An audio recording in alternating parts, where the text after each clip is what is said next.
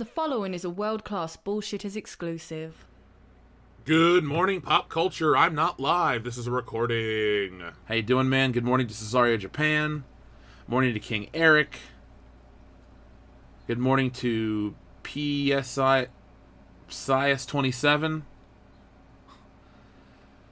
I'm Muff and I'm the stuff. Muff Bagwell. Muff Muffwell. Thank you, Tina. Thank you very much. Yes, there's still time. Don't worry. It's not going to go disappearing now that it's reached its goal. It's actually getting ready to... We're going to launch stretch goals so we can get the trading cards and then the ash can edition of my earlier comic book. And once it goes even further, fuck it. Let's do a fully colored version of my old comic book that everyone gets at every level. So it's basically double the pleasure of some old comic books and new comic books. Let's see. World Class Bullshitters, Geeks and Gamers, and Comic Artist Pro Secrets 1. Rian Johnson won't do the Rian Johnson trilogy, thank God. No, I have not seen the shill article about Star Wars Resistance. Is it something you guys would like me to read? Because I can check that out. I do have something to talk about. Wow, okay, so we're already at our goal of 200 people. No more plug. I was going to say something, but I'll save it for a little later in the show, and it wasn't about stealing Solo. So, guys... Thank you. We're doing it. Good morning pop culture is a part of everyone's morning, and I'm so thankful for that. Is K. Ritter going to color the ash can? Who's K. Ritter? Critter. It is going to get colored if it gets to the third stretch goal. It's going to be a full-sized, 30-page comic that I drew years ago. I'm going to have it recolored professionally and sent out to you guys as a gift. And it'll get the same printing process, so it's not going to be some shitty... little, oh, hey, I went to FedEx and printed off some shit just for you guys. I'll check that out. Infinite Wanderer. Thank you, Stoic Lion. Oh, Kyle Ritter. Zorant00. Thank you very much for your very early super chat, my friend. Perhaps Batista wants out of Disney. That's why he's hanging on to James Gunn. Also, good morning, everyone. Well, good morning, Zorant00. Thank you. Maybe that is the case. It's interesting.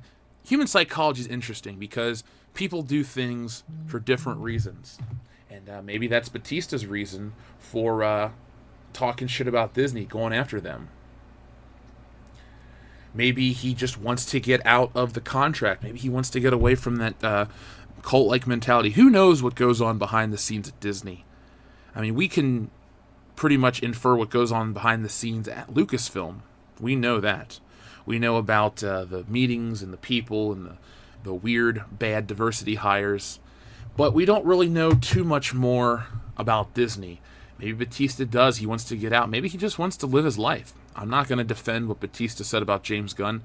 But unlike most people that do listen to this show or watch Guardians of the Galaxy or a lot of people out in the real world, I followed Batista for years in wrestling. And he does interviews in and out of character and stuff like that. And you get to learn a little bit about the guy. So, he's always wanted to do things his way. He's had an ego about himself. And maybe it's going to catch up to him. We'll have to find out in the next couple of years. So let's start talking about this thing. And I'm going to call it a thing because I don't want to call it a movie. I don't want to act like it's a real project. A good project, if you will. So... Daniel Craig will star in Rian Johnson's murder mystery, Knives Out. By the way, before I start, did everyone get a chance to watch yesterday's video? Because we came up with a new phrase here on the channel that we used on the High Council, Johnson did. So from now on, if you make a big mistake, hashtag Johnson did. And I think we can get Rian Johnson on Twitter to respond to hashtag Johnson did. So let me read this to you guys, just briefly, and then we're going to talk about the other part. And, there's a new Police Academy movie. I will watch that in a heartbeat. So, Daniel Craig has teamed up with director Rian Johnson for a new murder mystery titled Knives Out. The project came out of nowhere and will be financed via a new production company that Johnson has formed with his longtime producing partner, Ron Bergman. Yay. The project will be hitting the market in search for a distributor at the Toronto International Film Festival this week and is expected to be a very competitive auction. A very competitive auction. Well, it's not because of Ron Bergman and Rian Johnson, because they Johnson Star Wars. No, it's going to be because Daniel Craig, the most reluctant 007 since Sean Connery. So that's basically how it's going to make its money. The project came out of nowhere because the timing just happened to work out. Rian Johnson penned the script and wanted Daniel Craig for the lead role, who will be a detective trying to solve a murder in a contemporary setting. It looks though Daniel Craig could be busy with James Bond 25, but with Danny Boyle exiting the director's chair recently, that freed up some time for his project needs to do some regrouping behind the scenes. Daniel Craig agreed to star in Knives Out as a result before suiting up as James Bond when he had this to say in a statement. So I'm not going to really get too much into all this crap because I'm not trying to promote Rian Johnston's movie. But it's a murder mystery. So they're going to subvert our expectations. Is Daniel Craig going to be the murderer all along? Is that the twist? The big twist? Probably. I don't expect for this movie to be anything that great. Yesterday I said, Daniel Craig, I said this multiple times, Daniel Craig is the actor that plays Bond that usually gets pretty good roles outside of the James Bond title, mantle, if you will. Well, maybe he made a mistake this time. Maybe, what if Ron Bergman and Rian Johnson pull out a classic film? I doubt it. Remember, it is Rian Johnson's goal to have half the audience love the film and half the audience hate the film. Well, with Star Wars, he failed because I'd say about 70% of the audience seemed to hate that fucking movie. And I love how all these articles try to say, well, it's a small vocal minority. Well, the small vocal minority caused Solo to flop. I don't care. Deadpool came out a week after. So? Well, the Avengers came out 2 weeks after. So? Well, the Declaration of Independence was signed 200 and change. Who gives a shit? Okay, stuff happens before a movie and after a movie. And you know what? The movie will survive. The movie will have legs if it's good. And Star Wars isn't good. We have Star Wars Resistance, which is a dumpster fire in the making. That's why it's being buried, hidden behind a 10 p.m. time slot. And we have The Last Jedi, which is the most divisive Star Wars film in history. It sucks. People dislike it. And I'm so tired of these douchey shield writers trying to say, oh, it's as good as The Empire Strikes Back. You just don't understand it. What the fuck is there to understand? It's a poorly conceived film with plot holes, bad editing, bad writing, logistical errors. It's stupid. It's a dumb movie. I could talk about it every day and find something new to bitch about it, and everyone would agree that it's still a piece of shit. Excuse me. That was a little testy for this early in the morning. John Campion Collider is crying that Rian Johnson is not doing the Star Wars trilogy, and Collider won't be the extra on the Star Wars trilogy Blu-ray. Hold on 1 second. There we go. That one tear and the fuck I guys gave is gone now. Good morning to everyone here. To you, Ballet Dancer, New Jersey. I hope that's what the NJ stands for and not like, Niles Joseph or something. Now, let's talk about a different article with Rian Johnston's face on it. So, this website, where did it go? That's the Princess Leia news. Comicbook.com, yay, that website. They have an article titled, What Does Rian Johnson's Knives Out Mean for His Star Wars Film? Star Wars fans are eagerly awaiting details about Rian. No, we're not. I'm not even going to read that paragraph. Press 1 if you're eagerly waiting. And I don't mean ironically, waiting for it to fail. Are you excited? Does anyone that listens to this show actually think, oh my god, the Rian Johnson trilogy is going to be so fucking good? No, you don't. You're probably sitting at home thinking to yourself, I hope to God that movie doesn't get made. And if it does, I'm going to go to World Class Bullshitters and hear what they have to say about it, because they have to go see it. It's their job. They're locked into it for life. And yes, we'll accept that responsibility, and we'll go out into the world, and we'll suffer for your entertainment. But we're going to be honest. If it's good, it's good. If it sucks, it sucks. But we always usually, that is not a proper way to structure something. We usually go by the fact that if the one comes before it sucks, we're not too excited. And then if we're pleasantly surprised, well, we're pleasantly surprised. But the only official details about Johnson's new Star Wars trilogy that have been released by Lucasfilm are that The Last Jedi filmmaker will develop the trajectory of the overall trilogy with Johnson writing and directing the first film. Additionally, the series will be separate from the Skywalker saga. Other than these concrete details, fans have been left to speculate about a number of factors. Now, here's where it gets interesting/shitty. Some former viewers will incorrectly interpret this new project as confirmation that Johnson's films will be scrapped, likely reaction to a small number of viewers not enjoying The Last Jedi. However, as recently as last week, Johnson confirmed he's still working on the films. Small number. I know. Here's the thing, the double standards of the crazy fringe minority SJW people. They want to act like going out into the marketplace means nothing, but their likes and their tweets and all that dumb shit they do on social media matters. So then when people are displeased with Star Wars, they'll hide behind, well, people on the internet don't like it, but it made X amount of money. But they don't take into account that it made so much less, as well as this YouTube community that has billions of views between it about this Star Wars dissatisfaction. See, this is new for Star Wars. People want to say, well, people didn't like the prequels.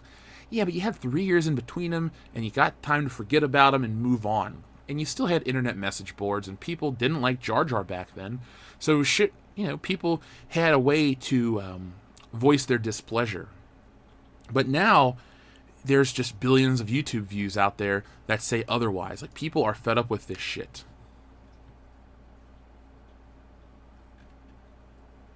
Okay, so no ones at all. Well, Stoic Lion. Stoic Lion cares, folks. Thank you, Stoic Lion.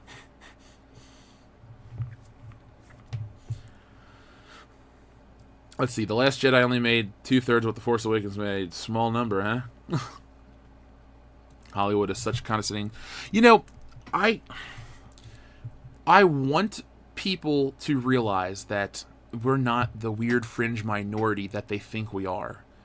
It's not like we're 10 people in a room with a server that generates 1 million bots to download a movie. No, right now we're about 400 people, and it's early. But this channel is tens of thousands of people who have united over the fact that Star Wars is dead, and there's a grieving process. Some laugh, some are upset, and some have barely been able to come to the fact that Star Wars is dead. I mean, the toy videos started out, 2 years ago now? And we've watched the decline of Star Wars toys. We've seen the death of Toys R Us. We've watched Star Wars go from the biggest one of the biggest film franchises ever, to now having its first flop. And this is all in a short period of time. This isn't like George Lucas made a mistake 10 years later. No, this is, Kathleen Kennedy comes right out of the gate. Well, she gets lucky with The Force Awakens. Why? Because, there's the nostalgia and the fact that you basically remade the same flick, and you fooled everybody. Then you get the Rogue One, and people are vigilant. They're paying attention for this Mary Sue bullshit, and they don't really get it with Generosa, so our guards are brought down. And then we get to The Last Jedi. And The Last Jedi is a crime against cinema. A crime against humanity, if you will. I mean, they duped us. They lied to us. They murdered Luke Skywalker. They bastardized our favorite franchise.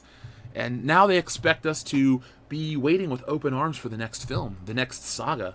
J.J. Abrams, you better pray to God you have magic in that mystery box of yours, because you're going to need it to fucking dupe everybody in the world to believe your shit. Oh, they're back on Endor, guys. Return of the Jedi, just as good as it. No, it's fucking not. Not at all. J.J. Abrams, good luck. That's all I can say to you. Rian Johnson, you Johnsoned it. You Johnsoned it for you. You Johnsoned it for J.J. Abrams. You Johnsoned Star Wars for millions of people. I almost said billions, but I can't say billions. But you Johnsoned Star Wars for an entire generation. Folks, you remember in Planet of the Apes, when Charlton Heston is on the beach and he sees the Statue of Liberty, he goes, "You blew it up, you ruined it, god damn you's all to hell," and he pounds his fist on the beach. That's going to be like George Lucas. He's walking down this beach, he's distraught, he knows Star Wars is dead, and he looks up and he sees this giant round shape in the sand, and it's Rian Johnson's head staring back at him. He's like, "You ruined it! Damn you's all to hell." So, I have sympathy for George Lucas. Your baby has now been kidnapped and murdered. I'm sorry, George. I'm sorry. JJ's balls are inside the box. No, they're in Kathleen Kennedy's purse. Oh my god. I love how everybody is... how does Rey get in the Falcon after fighting Snoke? Thank you, Red Letter Media, as well as the guy who just posted that in the comments. That's a good question. That's the kind of stuff that Rian Johnson goes, No, Ryan, we don't. Tell us. Enlighten us. Fill in the plot holes in your film, if you will, sir. The Last Jedi is fine. The only bit wrong with it is the bit between the crawl and the credits. Thank you so much. I needed a good laugh. Ray is the mystery box. Ooh, that's a mystery that needs to remain unsolved. Even Robert Stack couldn't handle that shit. But there is something else interesting in terms of Star Wars, because Star Wars 9, heartbreaking new Leia storyline revealed in these images. Well, it's funny. The article, I'll show you the images. It's a fucking comic book. It's like, oh, heartbreaking new storyline. You want to talk about the most bullshit article ever. This right here. It basically lies. It's like, oh, your heart's going to be broken at this poorly drawn Princess Leia. Folks, this is a twofer. You get your bad comic book art and you get your Star Wars news all at once. So, let's just take a look at this face of Princess Leia. She looks like an old Hispanic man. Let's see, Princess Luis. There we go. That's his new name. Their new name. I don't want to misgender. Excuse me. I apologize in advance. But, there we go. Yeah, what the hell? Leia ate all the pies. Ugh. Leia ate the biggest pie, the Alderaan pie. Yeah, I wouldn't apologize, Nico. The artist here, Poe Dameron, they got the spirit of Poe Dameron right. Princess Leia, not so much. She looks lost. She looks scared. She looks confused. She doesn't look like Carrie Fisher at all.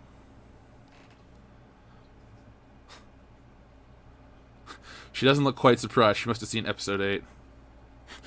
I see why Han left her. Damn. Damn. Ugh. John Campea is such a liar. Well, you know my thoughts on John Campea. Shill extraordinaire would be the phrase I'd use to describe John Campea, and I thought he was done talking about Star Wars. I thought he was done with the fandom. I mean, I guess the fandom menace was done with him, so, be gone. Thank you, Amy. I'll be checking that out in a little bit. No, Rian Johnson didn't get fired because of Mike Zero. Rian Johnson didn't get fired officially yet. He Johnsoned the whole situation, but he didn't get fired. So what happened officially is Rian Johnson's trilogy, according to him, is still in the process. But again, he's so busy on Twitter, so what do you expect from a man who's supposedly making a big film? But Rian Johnson is now on this Daniel Craig flick, In Between Time. You know, the film between the films. And it's just not even his Rian Johnson trilogy. He gets to shape the direction. He gets to do one movie. Looks like my gardener. Yeah, it is supposed to be Princess Leia. And yeah, she does look like Grumpy Cat. She definitely looks like Grumpy Cat.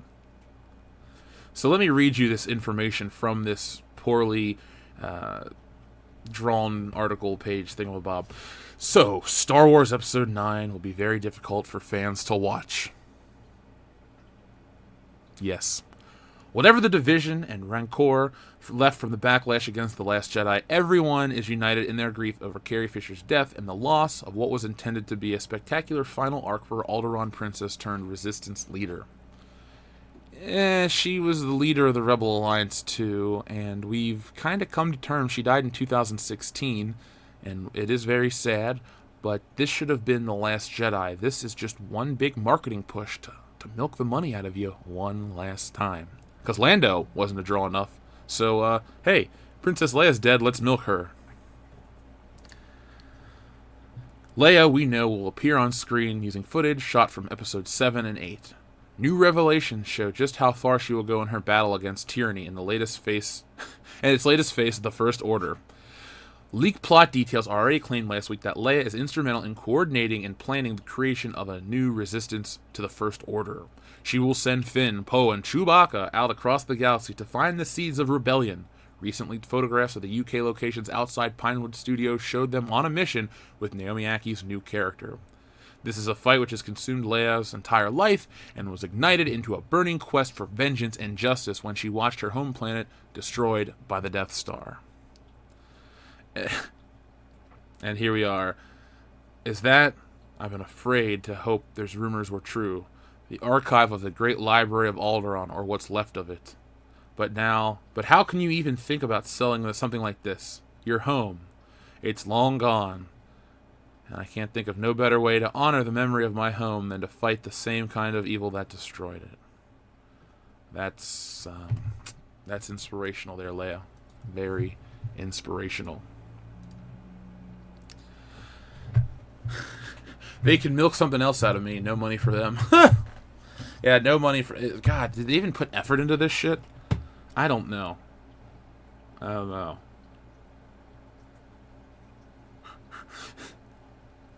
Alderaano's a bunch of tree-hugging hippies anyway. Damn it, Heath. That's harsh.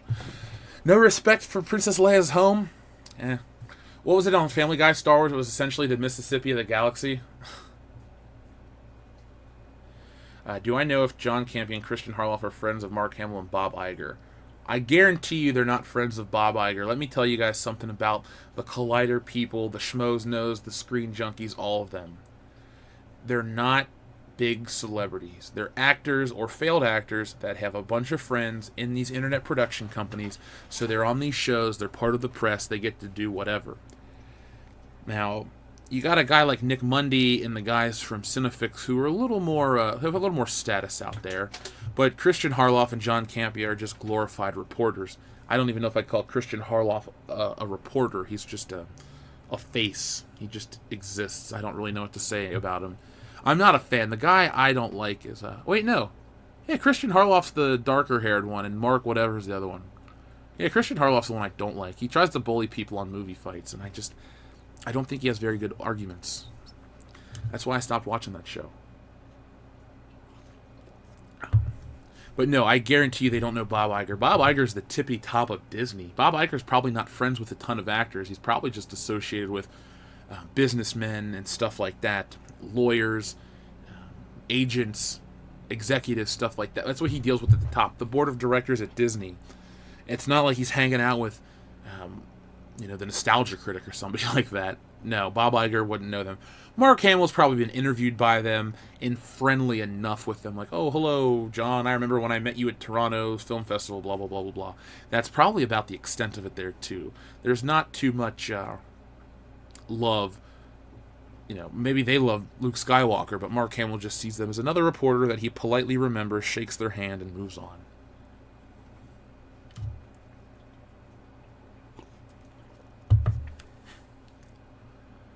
I'm trying to catch up on the chat. Bob Iger has no clue who Campy is, no matter how long he stays on his knees for him. That's true. That's true. Folks, I think we give a lot of these internet critic people from out west a lot more credence than they deserve. But I can honestly say that 2018 has helped the tide turn. They don't hold the same status as they once did. I mean, when Roz Weston from Entertainment Tonight had to come out and say, hey, I'm not a shill in X, Y, and Z, and present himself in that manner, I felt like that was a big win for us. Maybe not me personally, but for all of us, that transparency and journalistic integrity is paramount from Entertainment Tonight Canada. Maybe not Entertainment Tonight US proper, and maybe not all these other places, but at least you can trust Entertainment Tonight Canada and the man known as Roz Weston. Jeff, John Campea did say he heard that Iger and Hamill likes The Last Jedi. Well, I heard from a very reliable source at the top. What's his name? Oh, let's name him, let's see. Let's name him Gary. Gary told me all about how much Kathleen Kennedy hates The Last Jedi. See, it's just bullshit. I can make up anything and tell you guys that. Insider sources told me this. Look, unless Bob Iger comes out and says, The Last Jedi was fucking fantastic on film, I don't believe what John Campea says, guys. He has been bought and paid for. His opinions reflect those of the corporate structure which has hired him to advertise for them. That's all those people are. One big advertisement. Morning, Goth Nerd. What if Rian takes the role of Jar Jar in Episode 9? Would you go watch? I'm going to see Episode 9 no matter what for the channel. It'd be kind of stupid to not cover it for the channel. Doesn't mean I'm excited for it, but it means I'll be covering it. I haven't heard. If you're looking at the article right there, there could be a new trailer for Captain Marvel, but we'll have to find out together. I don't have any insider sources yet. Mareth Dialine, thank you very much for your super chat. Palpatine and Tarkin did nothing wrong. Rebels were terrorists fighting the legitimately created government. Long live the Empire. Well, I like your enthusiasm. Speaking of Grand Moff Tarkin, somebody sent me a Grand Moff Tarkin figure, so that was kind of a nice surprise gift. But back to what you were saying. You can look at Star Wars from another point of view. It's like, as a kid, the bad guys are dressed in black and gray and white, and they're evil looking, and the good guys are there to fight and do the right thing. And you're like, yeah, the Rebel Alliance are the heroes. But then you get a little older, and you're like, maybe, just maybe, the Rebels were kind of assholes. But then you watch the prequels, and then you're like, Palpatine did kind of bullshit his way into power. So whatever Luke Skywalker stands for before The Last Jedi, I stand for. Grand Inquisitor, thank you very much for your super chat. I don't want him to put soy in the water. That makes the frog... Sorry. You know where my mind was. I don't want him to put soy in the water. That makes the frickin' Ewoks woke. Thank you, the Grand Inquisitor. I love when you guys send me stuff like that, because it makes me laugh. It's a lot of fun. It's a good way to start my day. No, but the Ewoks, the Ewokes, whatever the hell they're called, the woke... Oh, man, we should call giant woke people wokies. I don't know why I'm impressed with my own joke right there. I'm sorry. I swear.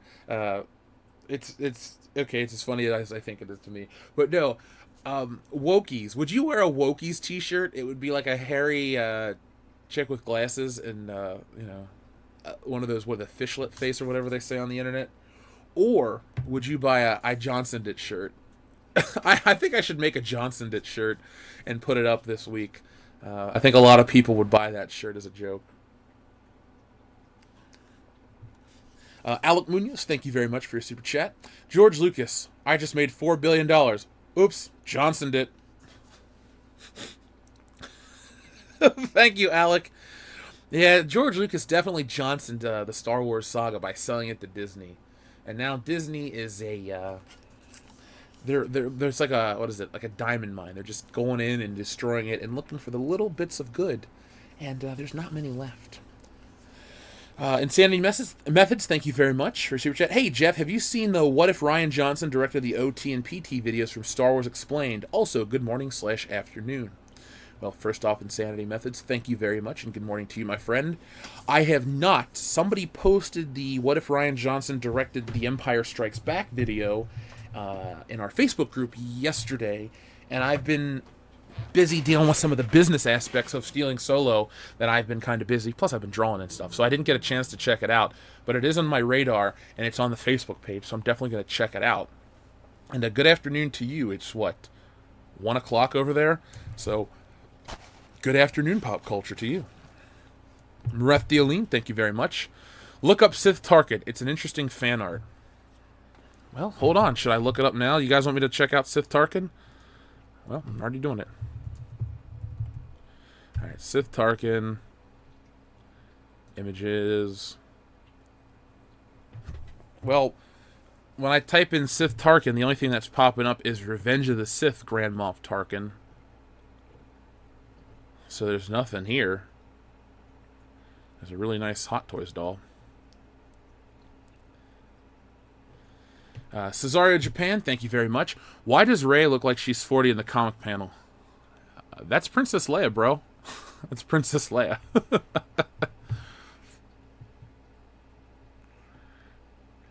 Reed Palantia, thank you very, very much for your generous super chat. He is the master of all he surveys. A pity his eyes are closed. The story of Rian Johnson. He is the master of... Yes, Rian Johnson, the master of none. Not even himself. A masturbator, if you will, but that's about it. I really think Johnsoned It is the perfect way to describe the way Star Wars has been handled over the last, 6 years? Yeah, it's 2012. October of 2012 is when they bought it officially. Rian Johnson, will he be the last person to ever Johnson Star Wars? No. let's be honest with ourselves. J.J. Abrams can Johnson it just as easily as Rian Johnson himself has done.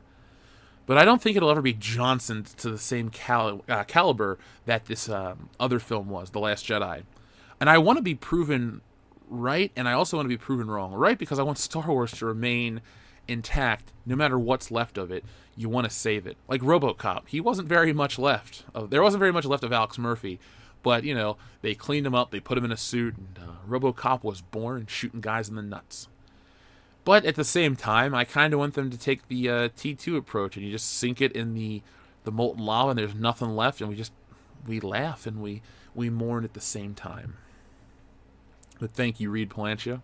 The Hunky Chunky Funky Monkey. Thank you very much for your very generous super chat. There once was a Johnson named Rian, whose movies made people start crying. He called fans a bad name, but he's partly to blame for the fact that Star Wars is dying. Boom! I am copying this right now, copy and pasting this. This is going to be read again. This is phenomenal. Thank you, the Hunky Chunky Funky Monkey. I'm going to put this on Twitter right now. And I believe you are on Twitter as the Hunky Chunky Funky Monkey, right? If you tag me, or I'll put this right here, and I'm going to post this to Twitter, and I'm going to tag you in that. That is fantastic. I absolutely love that one so much. I'm going to read it again. There once was a Johnson named Rian, whose movies made people start crying. He called fans a bad name, but he's partly to blame for the fact that Star Wars is dying. That is awesome. That is awesome. That made my morning. Thank you so much. Mr. V. Morning, Jeff. Why does Leia have John Campia's face? Well, Mr. V, thank you very much and good morning, my friend. I believe that Princess Leia has John Campia's face because when you shill so hard for Star Wars, they put you in their books. So that is the gift that John Campia received. Hey, John, go on out there and shill for our product, and we're going to put you in the Poe Dameron Princess Leia prequel comic book. Okay, guys, I'll do what you say. I love the fandom. And that's John Campia.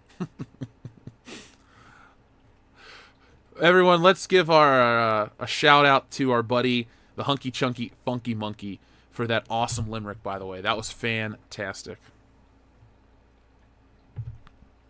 Brett Dealine, Hunky Chunky Funky Monkey, I approve. Also looking for the fan art we'll share shortly. Brett Dealine, thank you very much for your super chat. And I'll be ready to share that when it comes time.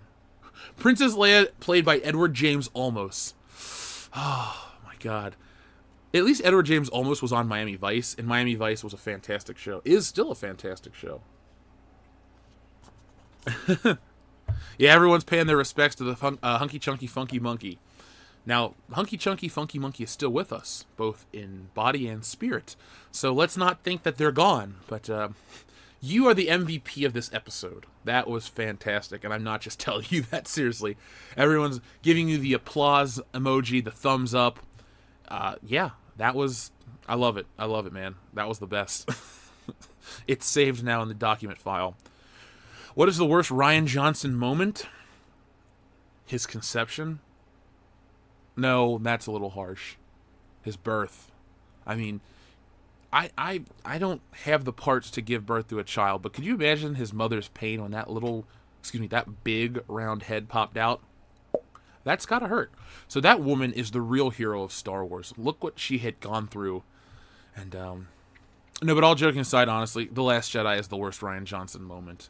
Yeah, his Mike Zero stuff is cringy and a little in bad taste. But just go back and watch everything from the director and the Jedi and see exactly how Rian Johnson did early on. Put that man's quote on a shirt. Couldn't put it on a shirt because it says Star Wars, but we can put it on other stuff because it's fantastic. Long live the expanded universe. His tweet about man babies is pretty bad. Yeah, Rian Johnson and man baby, he Johnsoned that up big time. I'm not trying to be funny. When he did the whole man babies thing, he really killed a lot of his credibility. It's just a pejorative phrase. I mean, he literally looks like a man baby, so he tries to make fun of us. But I'm going to show you guys something. Hold on, don't anybody click off the stream yet. We talk about man babies and stuff like this. Let's have a good laugh at man baby extraordinaire Rian Johnson. So, Give me a moment, and we'll have a laugh. Because I definitely didn't Johnson this one. He did. You see, because people want to talk about insider information, people want to talk about, what we know, what we don't know. Well, I have an inside source. I know Mrs. Johnson. Not the wife of Rian Johnson, but, the mother of Rian Johnson. And many, many years ago, we spoke, and she goes, my son, one day he's going to make a movie that everyone hates. So here is something to blackmail him with. So, folks, I have exclusive content here on World Class Bullshitters. I got my Star Wars content from the future.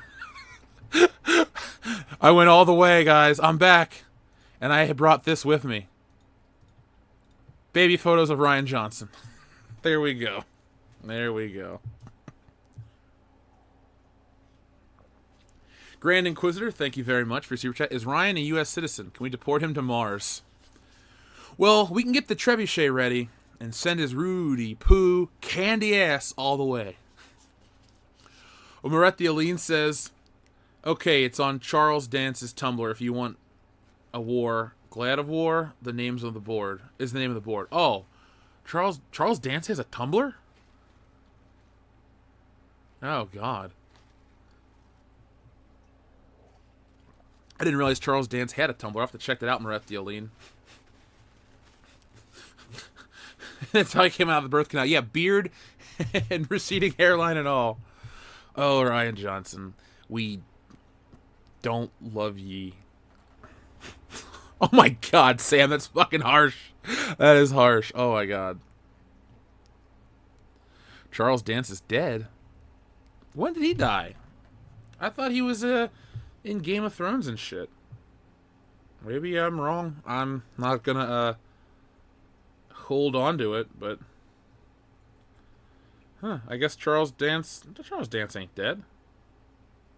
He's still alive. He was born October 10th, 1946. He's still alive and kicking. And he looks the same. We're being pulled towards that moon. That's no moon. When did EVS get a nose reduction? Ow! That's a burn. That is a burn.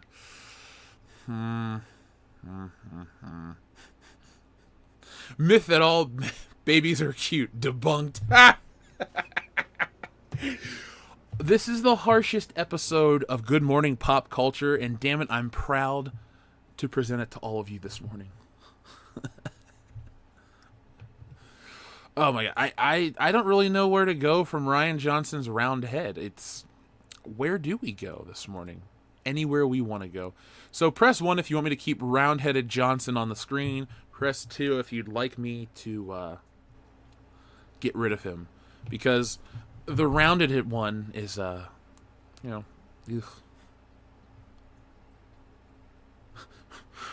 Are we on fire or what? No, Johnson around here. Oh, Tina, that's harsh. That is one ugly baby. So, I guess you guys want me to get rid of it. Okay. There we go.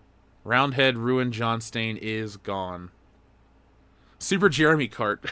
Where is the Super Jeremy Cart photo? I couldn't stop laughing when people called him. Look it, we have Jeremy Osteen and Super Jeremy Cart. Why don't we do a High Council action figure set? Wave 1 will include Ethan, Jeremy, and myself.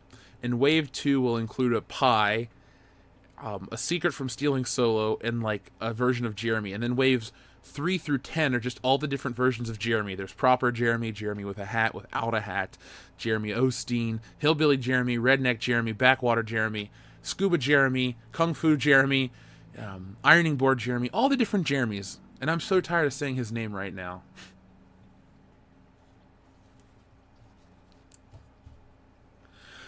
Jeff, Christian Harloff months ago on Collider Jedi Council said that man on YouTube who was breaking the Star Wars toys is dumb. Christian Harloff saw Ethan Van Sciver's videos. Yeah, well, there's a reason why Ethan, Jeremy, and I have all these views. People at the top have seen our videos. The Kathleen Kennedy one I put out has 1,066,000 views. People have seen that video.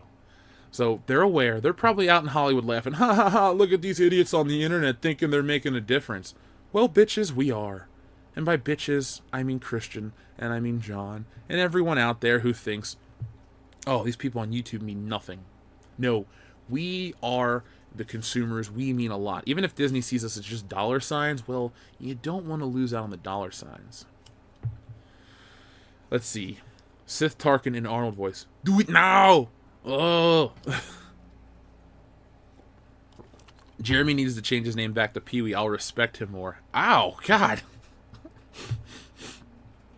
Special action figure in Wave 1 included now, with parts to assemble. Doomcock. Yeah! Doomcock is our Build-A-Figure. So, since there's only 3 of us on the High Council...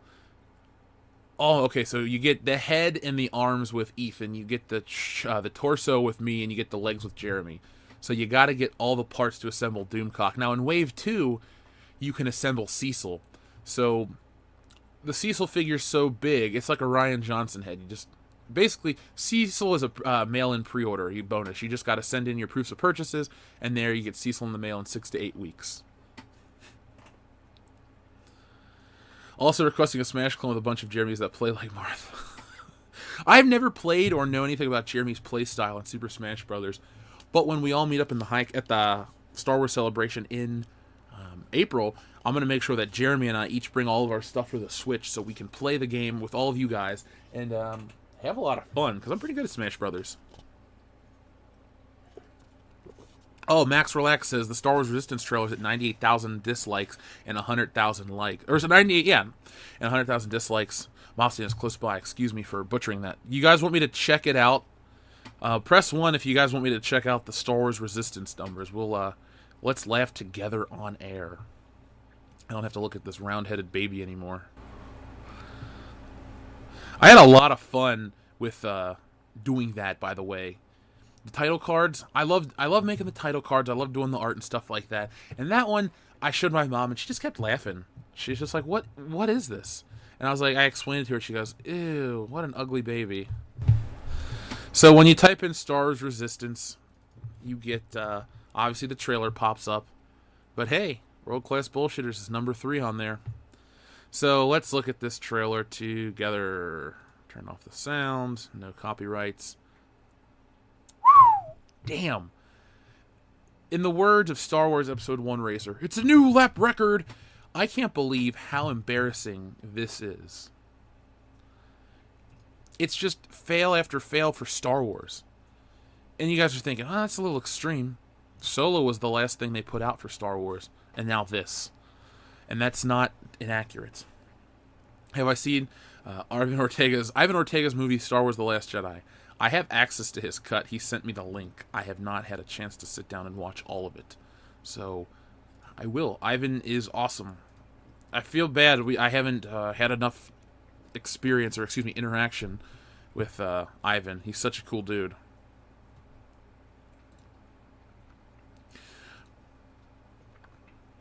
By the way, everyone in the World Class Bullshitters private Facebook group is laughing because I sent that Rian Johnson thing, and now everyone's having a good laugh. What the fuck? Anyway, sorry. Let's look at these numbers. Oh, excuse me, I was getting sidetracked down the rabbit hole. We do have to monitor our Facebook page. Let's see. Best Mentalism says 10,000 likes to 70,000 dislikes. Still think it's just a very vocal minority?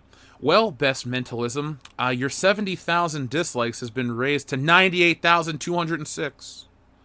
That's quite a few. Oh, Disney. At an end, your rule is, and not short enough it was. That's a good quote. Everything about this trailer screams it's going to be an absolutely awful, short-lived series. I call for a vote of no confidence in Chancellor Disney. George Lucas says, oh, I'm afraid the boycott will be quite operational when Episode 9 arrives. George Lucas also says, is it too late to buy Star Wars back? Dimitri says, twisted by the dark side Star Wars has become. The franchise you loved gone. It is consumed by Disney. And then everyone's just pretty much making fun of the vocal minority. But my God, look at that. 98,000. When I did the video 2 weeks ago, it was at 35,000 dislikes. And now we're almost triple that. People don't like it, folks. People don't like it. Yeah, 98,000. Jeff, I like to see the High Council this hour. Like, you'd like to see us do a morning show together? Is that what you're asking? Anything's possible. I'll tell you this: when we have Star Wars Celebration, I'm going to talk to the other guys. We're going to do High Council live streams in person, and we'll alternate them. That will be a lot of fun. Yeah, Tina, look at the numbers jumping. I don't think there's if there was an online hate campaign to vote this thing down, I'm sure we would know about it because we'd be blamed for it.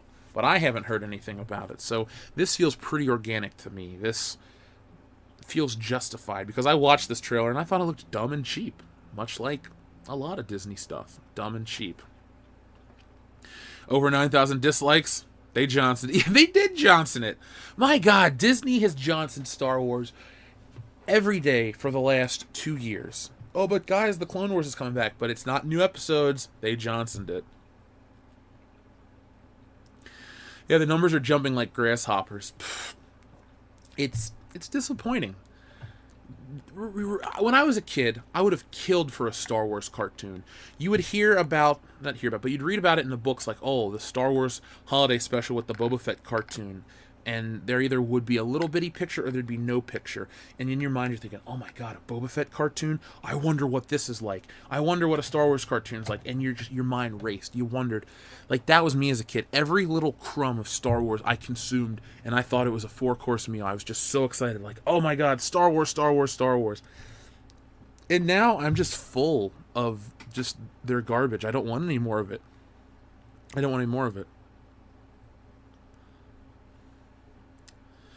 Yeah, the thing is, I want new Clone Wars to be great because I loved the other Clone Wars. I loved them both. So I know a lot of people were getting all pissy. Oh, you're shitting on the Return of the Clone Wars. No, I didn't shit on the Return of the Clone Wars. I said that you shouldn't be too excited because they're not new episodes. The content that you're so excited for has been available for years in some case. It's just not new. So why would I lie to you guys and follow the narrative? Oh my God, it's back. Star Wars is saved. Is it really saved? Because look where we are with Resistance. No.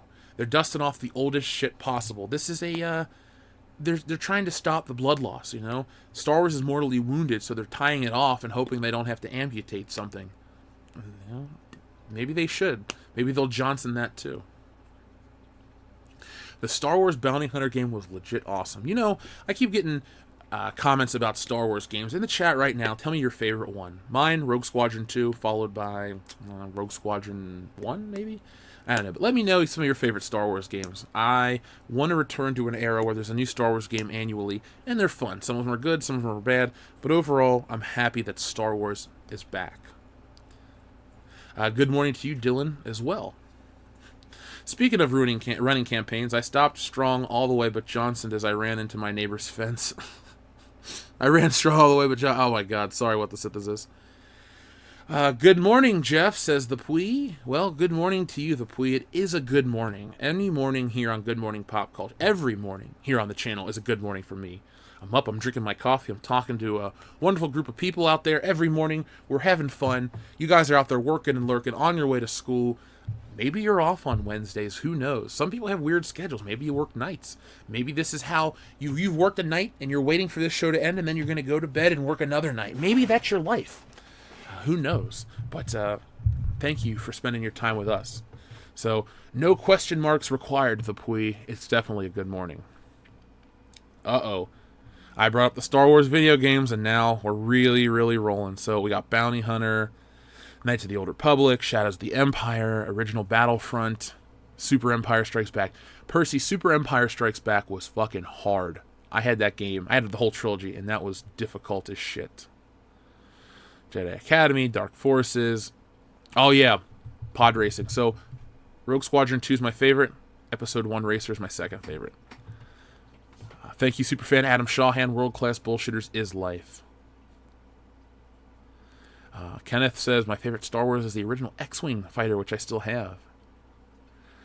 For PC, we had that. I had to learn how to use DOS to play that. Channel Dad Brian Lape will be like, how could you not know how to use DOS? Well, Lape, I was, 6 or 7 years old trying to run that. It was hard. Have I seen Vader reviews? I have not. I remember Chad Vader. That was fun. But that's about as far as I went in terms of reviews. you talking about difficult video games. Did you guys like when games were hard because they were shorter, so you had to get your money out of them, or are you like me where you like the difficulty, but you also like expansive games that are they're hard, but they're rewarding. Yeah, that was floppy disk days, Alec. Brandon Moist, thank you very much for your super chat. Congrats on 20K for stealing Solo. Brandon Moist, thank you very much for that. Thank you very much for supporting the channel the way you do. You're the only fan to still have an episode named after him. So, Brandon, it's always nice to see you. I've been in contact with you over on Patreon. Like, everybody that has messaged me has been contacted through Patreon. So today, if you're a patron of the $5 level and up, we're going to be sending out your digital posters, and then I'm going to be getting the new designs printed, because some of you have received your regular old posters and some of you haven't because the other guys aren't on the show and we had to work out the new poster design. So now that that's taken care of, you guys are going to get those. But just keep your eye out on your inboxes because that's happening soon. Can I laugh like Yoda? Hold on, let's see. No, I can't. I could try. That's just not in my voice. I apologize. I have not watched those yet, Darth Primus. People have been posting those on the Facebook page, and I will check those out later in the day. After this show, I got to get back to stealing Solo, and I got a couple things to take care of, TCOB. But I will watch those. Maybe we'll talk about those on After Hours, or we'll talk about them on the podcast. I'll get the other guys to watch them.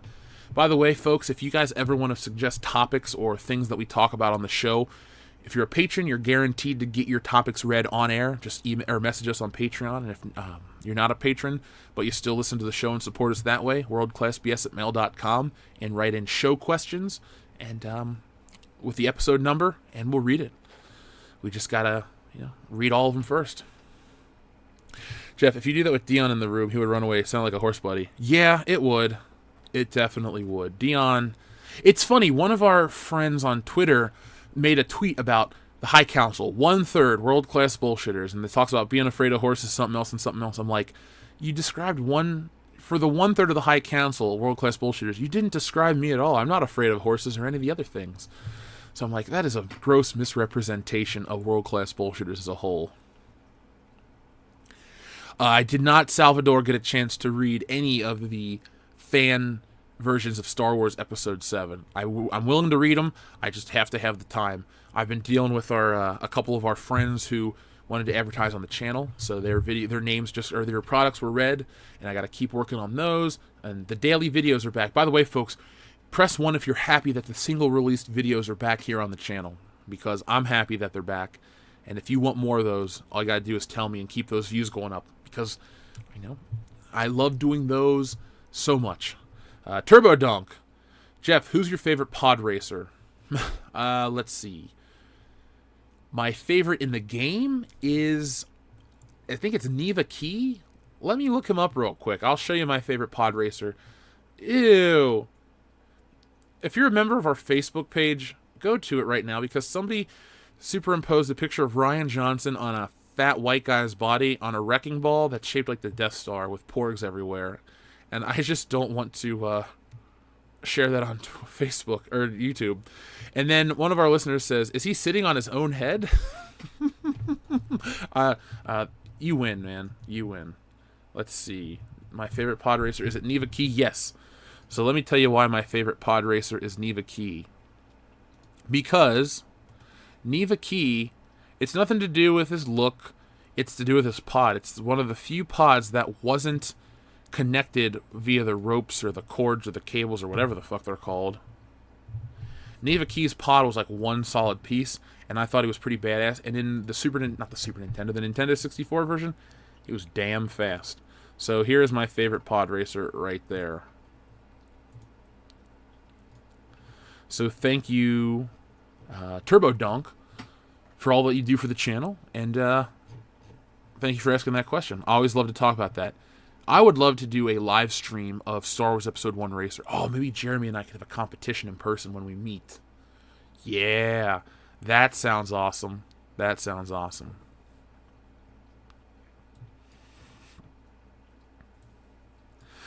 John Campia said yesterday that Scylla didn't lose money at the box office. John Campia is a spaceman from Venus. You see, we can also make up shit too. Salvador, gotta hop off, Jeff. Just contributing to coffee. Well, Salvador, thank you very much, my friend. Everything you've done for the channel is greatly appreciated, and be safe at work. I know what you do, man. So take it easy and come back. Yes, I have played the Pod Racer arcade game as a kid. The thing that was weird though is I got this Pod Race. This is the PS2 version, so this isn't the N64 one. But I got the Pod Racing game fairly early because even Kendo remembers this story, and we didn't know each other in 1999. But the Star Wars Pod Racing game came out in April, May, around the time of the movie, and by the end of the year, it was like super cheap, like $20, maybe even $9. No, it's like $19.99, which was really rare for an N64 game because those still averaged $59 a cartridge, which was expensive back then. Hell, some games on the Super Nintendo were like $80. That's why I didn't get a bunch of games growing up. But I saw the arcade game. I played it a couple times, but I had the Nintendo 64 version, and back then I thought the Nintendo 64 was God. Like, oh my God, the Nintendo 64, blah, blah, blah, blah, blah, it's the greatest thing ever. A GoldenEye, Zelda, all this shit. So I would see it out because I had a stepdad who was a truck driver, so we went across the country. I've been to most of the continental United States, and that summer, the last summer we ever went anywhere, that game was out, and I'd see it. And, you know, I had rented the other version, and I came back, owned it, and then never really wanted to play it again. Star Wars lost money? Inconceivable.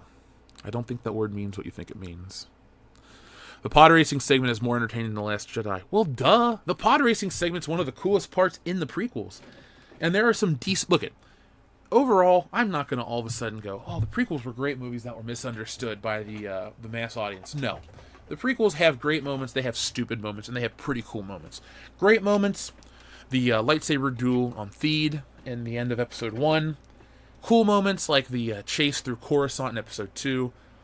And I have the high ground, Anakin. Yes, it's a meme, and everyone laughs at it, and it's fun. But that, you know, you were my brother and all that shit, that's pretty decent dialogue. I like Revenge of the Sith. That's the only Star Wars prequel movie that I watch and I go, I wish I was watching The Empire Strikes Back instead. Thank you, Trent. Good morning to you too, my friend. Yeah, the final fight is the best part of the movie. Anakin of the spaceship jumped the shark and shit the bed. Well, thank you, David Applegate, for reminding me about when movies shit the bed. We might do a series down the road called When It Shit the Bed. And it's a series about bad movies that start out good and shit the bed. Spider-Man 2 is the prime example of where a movie shits the bed. It comes off the hype of number 2, it starts out very strong, and then it shits the bed, and it just never cleans it back up. It just never stops. Never, ever stops. Yeah, Laden Swallow, I don't really like the controls for Shadows of the Empire either. I didn't play it when it was brand new. So when I got an N64, it was the end of 98. And so Rogue Squadron was already out. And then I went with that, and I never really looked back. I rented Shadows of the Empire later and didn't really like it too much. Brer Fox, I agree it needs to hit 100K minimum. I'm going all the way to the top. I want to surpass Cyberfrog. Ethan has had a huge success. All I got to do is continue to promote the book, and we can do it too. I've, like I said, I've hired a professional colorist. I've got all this stuff worked out. I'm working on the art every day. The story, second to none. It's going to be the most fun parody of anything you've ever read. Trust me. And if you want a copy, you got to get it soon. Spider-Man 3 was good. If you would have talked to me while it was in theaters, I would have told you it was great. But then I watched it on DVD, and my opinion changed greatly. Let's see. Have I seen Looper? Yeah, I've seen Looper. It's a movie. It's okay. I don't hate it. I don't love it either. I watched it once and thought it was fine. It was one of those movies I watched with my aunt, my favorite aunt, and she's like, "Well, watch this movie Looper. It's so cool." And then we watched it. I thought, yeah, it was pretty good. And that was honestly about the end of it. When I heard Rian Johnson was directing Star Wars, I thought to myself, Looper was all right. Maybe this one will be better than the Force Awakens. And I was wrong. Lick Free or Pie Hard? I think we should do Pie Hard commentaries. Maybe that should be our next comic. Pie Hard, an Ethan Van Sky dinner at 20,000 feet or whatever it's fucking called. Anthony Mata, thank you very much for your super chat. Favorite arcade game? Mine is Guerrilla War. I have never played Guerrilla War, Anthony. My favorite would be X-Men, the arcade game, or The Simpsons, or Mortal Kombat 2. If I have to pick one, though, I'm going X-Men. You know, Ethan had his big Cyberfrog success, and he wanted to buy an arcade machine. With my success, I need to move, so I want to buy a home and grow the channel and build a studio. But what I would really like to do inside of that home is get an X-Men arcade machine. Not just the 4-person, but the 6-person. And I want to hire somebody to refurbish the cabinet, put all new screens and controls in there, and just have that thing in my basement. I will have that. That's what I want out of life. An X-Men arcade machine. Oh, Jaron Ricewig, I got to cut my yard too, but today is not the day. It was 90 degrees last night at 7 p.m., and now it's all moist and shit outside. It's branded and moist. So, and I have to go to the gym today, so I don't have energy to both cut the grass as well as lift. Yeah, it is amazing. Mortal Kombat 2 is great. See, I don't like Mortal Kombat 3. I don't like the run system or the designs of the characters or the levels of the music. It took away that weird, otherworldly Asian influence and replaced it with something dark and oddly American, which Mortal Kombat is, but I still like the other one better. Amy, as soon as I get the new house and the arcade and all that fun stuff, you're more than welcome to come over and play X-Men. Now remember, it's not a fighting game. We're going to be on the same team, and I call Wolverine. House rules. But other than that, let's have fun. You may be able to beat me with your score. Mr. Shitter. Let's see. The marketing since he's been good for a while. Yeah, I keep getting ads about houses and stuff, so that's going to happen sooner than we think. The original Galga's your favorite. That man is playing Galga. Thought we wouldn't notice, but we did. That must be... I think that is the greatest improvised line in film. At least in the MCU it is. I can't overestimate what an important part the MCU... Roger Downey Jr. Yeah, he's the Kmart version. No, what an important part of the MCU Robert Downey Jr. is. I mean, I watched Infinity War again the other night. Just the opening part, and there's so much believability that man brings to the role. We really need that with Star Wars. I know everything kind of comes back to Star Wars on this channel, but it's the thing we all care about so much in our lives. And people are like, well, just let it go. No, I shouldn't have to let it go. It should be good. It needs to be held to that higher standard. Everything needs to be held to that higher standard. No matter what form of entertainment you choose to partake in, your favorite form of entertainment needs to be held to that higher standard. And I want that out of a Star Wars movie. I want to go and be moved. I want to have an event happen, not, disappointment. I'd love to see Jeremy in a Mario costume live streaming. If that happens, I will come. We need to make that happen so I can go visit Jeremy, and I'll be Wario. Marethialine, thank you very much for your super chat.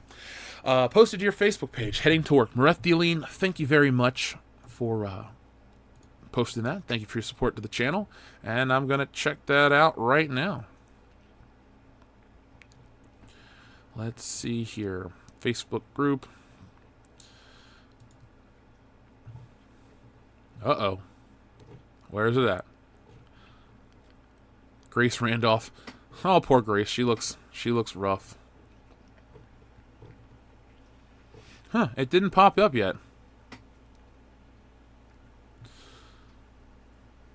We got Captain Marvel news coming today at noon Eastern Standard Time. Do you guys want me to go come back live when it hits? Because I can.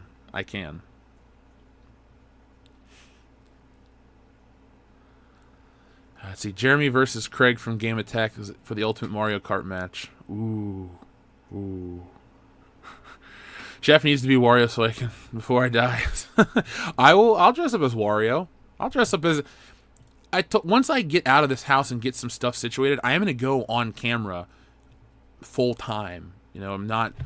That's something I do want to do. I'm excited about it. I get the right equipment and do live shows like a radio show. And then the videos that I do will also feature me in them. I'm not camera shy at all. I just don't have the right surroundings yet. Inegro94, thank you very much. Or hopefully it's Inegro maybe. Since lightsaber is a phallic symbol now, you think Rey having Luke's is a metaphor for her holding the Skywalker legacy by the penis in SJW's views? That is deep. And I'm not trying to be sarcastic. That's actually kind of a deep way to break it down. I don't think that it was intended to be like that. I think that was just it's just a way you can interpret it.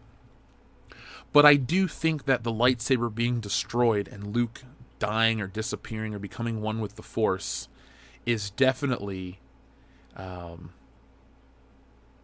metaphoric in that regard. The lightsaber's destroyed, the legacy's destroyed, there are no more Skywalkers. Yeah, they're going to say, well, Leia's still around, but it's not the same thing. Leia's not a Jedi. She doesn't have that power. Tim, the photo is not popping up on Facebook right now, guys.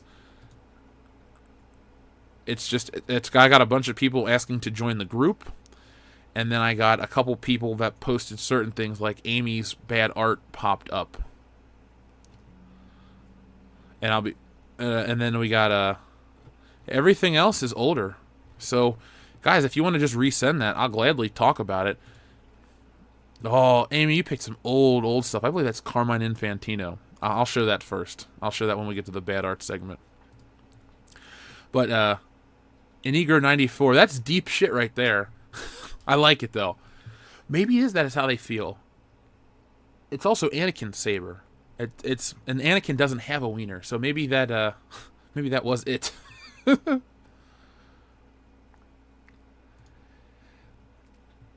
Every time you win a match, Jeff, you need to say, I'm a Wario. I'm gonna win. Cooking with Jeff, a holiday special. That is all. Well, Richard, I have done a cooking video here on the channel where I cooked a porg. Not many people have watched it. I've uploaded it twice, and it only got 10,000 views each time. And some people say, that's a lot of views. Well, not for us.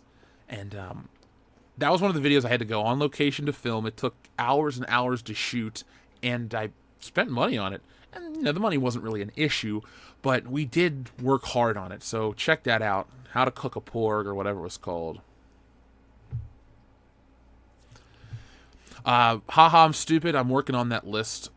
Here's the thing. We got sidetracked with Horror Hound. You got to understand, Horror Hound was a couple things. It was our first appearance to the general public, and we had a good time. A lot of people came over to the table that didn't know us.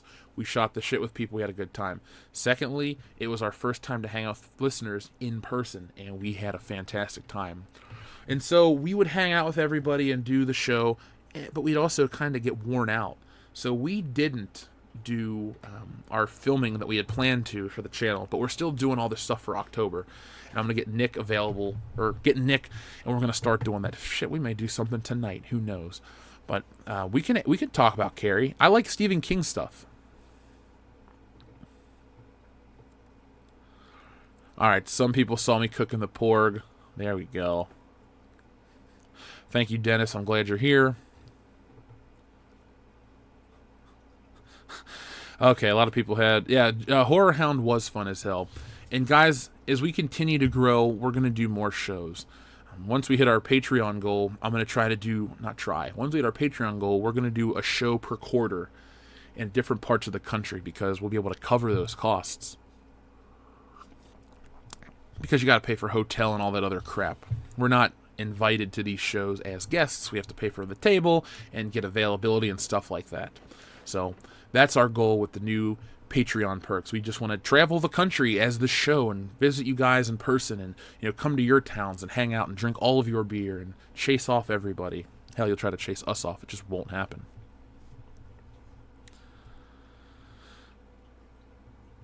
I'm glad you guys like it. Here's a insider information. There's some insider information about that porg video. So we originally filmed it to be a cooking show in the vein of the Star Wars holiday special, the stir, whip, whip, whip, stir, all that bullshit. And we filmed everything, but the audio was dog shit, and it just was so boring to watch.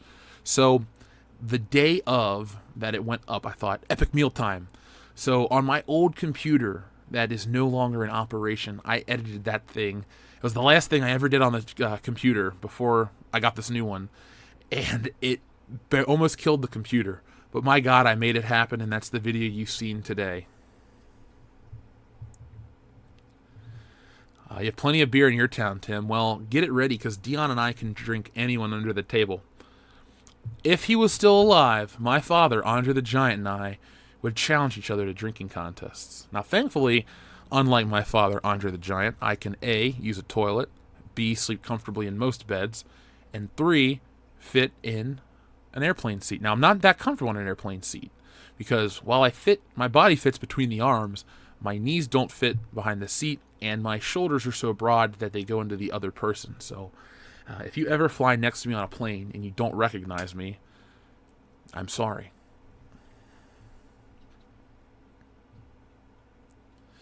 Dark Durkle, there has been an update. I'm talking to our friend Timothy Riggs. He's given me all the insider information about this.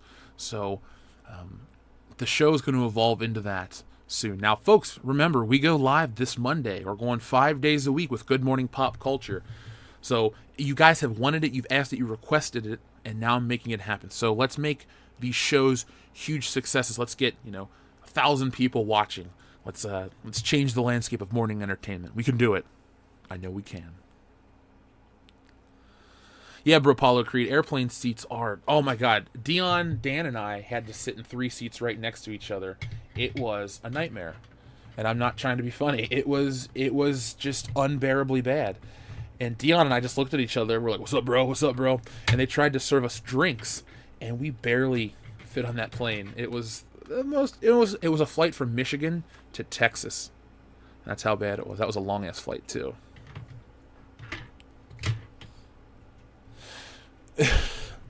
Does Finn have the downs? Oh, I don't know if he has the downs. Yeah, plane seats do suck. I've never really been into the airplane enthusiasts club, because airplanes are just rough for me. Hell, most cars are pretty rough for me. On the subject of Stephen King, do you prefer the TV miniseries or the Stanley Kubrick theatrical version? Oh, of what? The Shining? I like the Stanley Kubrick version of The Shining. I know some people are like, well, it's not true enough to the novel for me to enjoy. Well, you know what? That's fine, and you don't have to enjoy it. But I enjoy most of the Stephen King adaptations. Big fan of Misery. I think that's a fantastic movie, which I need to add to the list for this year. I'm just a big Stephen King fan. I'd love to meet the dude to tell him how much I like the work based on his work. Oh, God. Wait till I fly to Japan. Let me tell you something, guys. This channel grows by huge numbers every day. Stealing Solo is a success. This show is a success. All of you guys out there like what we do. We're going to be in Japan one day. Probably in the 2020s, early 2020s. There's a video of Conan O'Brien going around where he's in Japan talking to the local folks. Wait till I go to film those videos, because Conan O'Brien's very tall, probably about the same height as me, but he's a lot more narrow than I am. And I just can't wait to walk the streets in Japan and scare people. I'll wear a big-ass American flag t-shirt and run around like a fucking hillbilly. Oh, Alpha Terranema. Thank you for that Chris Jericho reference, by the way.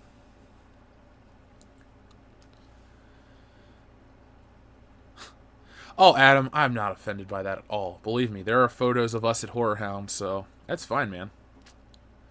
Hello, little man, world-class bullshitters. I can say it to the whole country. Hello, little country. Jeff in Japan, the original kaiju. Well, that is a title I'm willing to accept. I will blast Real American. I fucking love Hulk Hogan. I will fight for the rights of every man. Nathaniel Rourke, thank you very much for those kind words. I'm very proud of Stealing Solo and what it's done, and it keeps going. It's only 2 weeks, and it's reached its goal. And it's just going to keep on rolling and rolling until it reaches, I don't know, $4 to $5 million. Then I think I'll close it down, and we'll be good. That's a good run, right, guys? $4 to $5 million. Shit, if it reached that number, I would have a world-class bullshitters event, and 10 people could win a free trip to meet us. Now that would be insane. That'd be fun too. Oh my God. biggest fans from all over the world coming to meet World Class Bullshitters. We'll live stream the whole thing. Make sure you subtitle all the folks looking up the Godzilla references. Oh my god, that's hilarious. The Japanese loved and still love Bob Sapp, so they'll probably love Jeff and the crew. We're very polite wherever we go. We don't leave a very big footprint. Maybe carbon-wise we do, but you know, we clean up where we go. Go for 10 million. I will. Make sure Ethan keeps plugging the book. Ethan is a fantastic friend to have. He has gone out of his way to help me promote Stealing Solo. And I know I said this before, but it's really just the beginning of the promotion on our end, because the guys here on the channel with me, we've come up with some new ways to really garner the interest. And Ethan and I'm going to still appear on the Comic Gate streams and all that other stuff. So I'm not done by any stretch of the imagination. Jeff Zilla. Don't Johnson your visit to Japan. I won't Johnson my visit to Japan. I'll just stream. I won't Logan Paul it. Isn't he the one that messed up, did all that stupid shit in Japan? I think the people of Japan will love me because I'll just want to go into their shops and buy stuff. I'll just throw my credit card at them and be like, I need this Lupin the Third toy. I need this Golgo 13 doll. I need all your Star Wars SH figure arts for a reasonable price.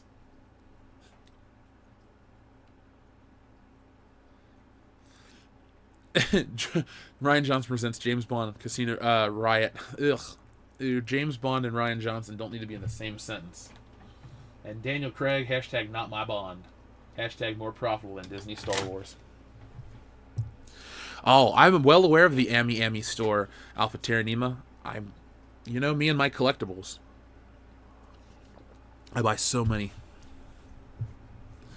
Japan, reasonable price, choose one.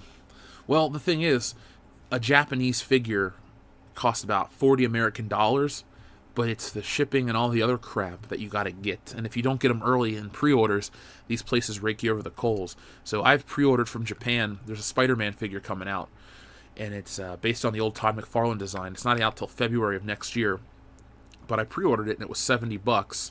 But if you get it from America, it's $90. So you do save money. Rian Johnson should make a Bond spin-off trilogy based on Jaws. Who plays Jaws? I mean, Richard Keel's dead, sadly. I met Richard Keel before he died. You talk about a big dude. Even I felt small, and this was 2012, and I haven't... I'm thinner than I was in 2012, but not shorter than I was in 2012. Yes, overseas shipping is a killer. By the way, folks, make sure that you check out our the Self-Destruction of Rian Johnson video and click the links below, because our friend Yakov Merkin is a sci-fi writer who has a series called The Galaxy Ascendant. And if you guys are really fed up with Star Wars right now and you're really, really excited for Stealing Solo but you can't wait, check out the Galaxy Ascendant series, and you guys are going to get some entertainment, some quality entertainment. World-class bullshitter certified quality entertainment. So check that out. Cesaria Japan says, want to see world-class bullshitters in a maid cafe. Who else wants this? Well, thank you, Cesaria Japan, for your super chat. I don't know what a maid cafe is. Let me look that up. Maybe I want to be there. Maybe I don't. Let's see. A maid cafe. Maid cafes are a subcategory of cosplay restaurants found predominantly in Japan. In these cafes, waitresses dressed as maids act as servants and treat customers as masters and mistresses in a private home rather than as cafe patrons. The first permanent maid cafe, Cure Maid Cafe, was established in Akihabara, Tokyo in 2001, but maid cafes are becoming increasingly popular. As they have done so, the increased competition has made use of some unusual tactics in order to attract customers. They also have expanded overseas into countries like China, South Korea, blah, blah, blah, and the United States. I got them in France. Okay. Cesaria Japan will go. We just need to crowdfund the movie, World Class Bullshitters Takes Japan. The poster will be the city of Tokyo, and it'll be photoshopped with us in the background like giant kaiju monsters. And we'll sneak Rian Johnson's head as the moon. There's a Kamen Rider restaurant. I do have respect for Kamen Rider. I might check that out too. I gotta eat more than once. Damn it, Trent. How much do I think episode 9 will make? You're guessing around 6 to 650 mil. If I'm being honest, are we talking domestic? I'm going to give you domestic and worldwide. Domestic, I say episode 9 makes... I'll go 675 domestic. And worldwide, it makes $1.1 billion, becoming the lowest grossing of the new saga. David Applegate, thank you very much for your super chat. Check out my book, The Boyhood of Cade, Check out my book, The Boyhood of Cade, Book 1 of the Empire of Elves, a dystopian sci-fi fantasy. Well, folks, David Applegate, you can post that over on our Facebook page, and you guys can check that out. I'm sure the Boyhood of Cade, Book 1, The Empire of Elves, is available on Amazon, so check that out for our friend David. You know, we talk about sci-fi, we talk about fan films, and, you know, stories that we love and want to support. Well, David, as well as Yakov and all these other people out there, these other writers, are giving you the stories you want. You just haven't found them yet. So give them a shot. Read the stuff. Let's get those things turned into movies too, guys. There's great, great, great content out there for us to consume. That Goth Nerd, thank you very much for your super chat. There's no message, but thank you very much. Jeff, come to Italy. I'll buy you a ton of real pizza and local wine and beer. Just make sure you come to South Italy. Northern pizza is nothing special. I will go where you are because you said tons of real pizza with local wine and beer. I like Italian food, I like Italian ladies. I like the idea of an Italian trip. Italy is high up on my list of places I'd like to visit, along with... It used to be London, but now it seems like I should kind of avoid London for a little while. So let's go to Italy first, guys. Let's go to Italy first. The Gothner said, it wouldn't let me make a message. You better take me with you to Japan. Can you fit in the overhead compartment? Because I'll get an X. I'll pay for the, whatchamacallit, the carry-on luggage, and you just jump on. There we go.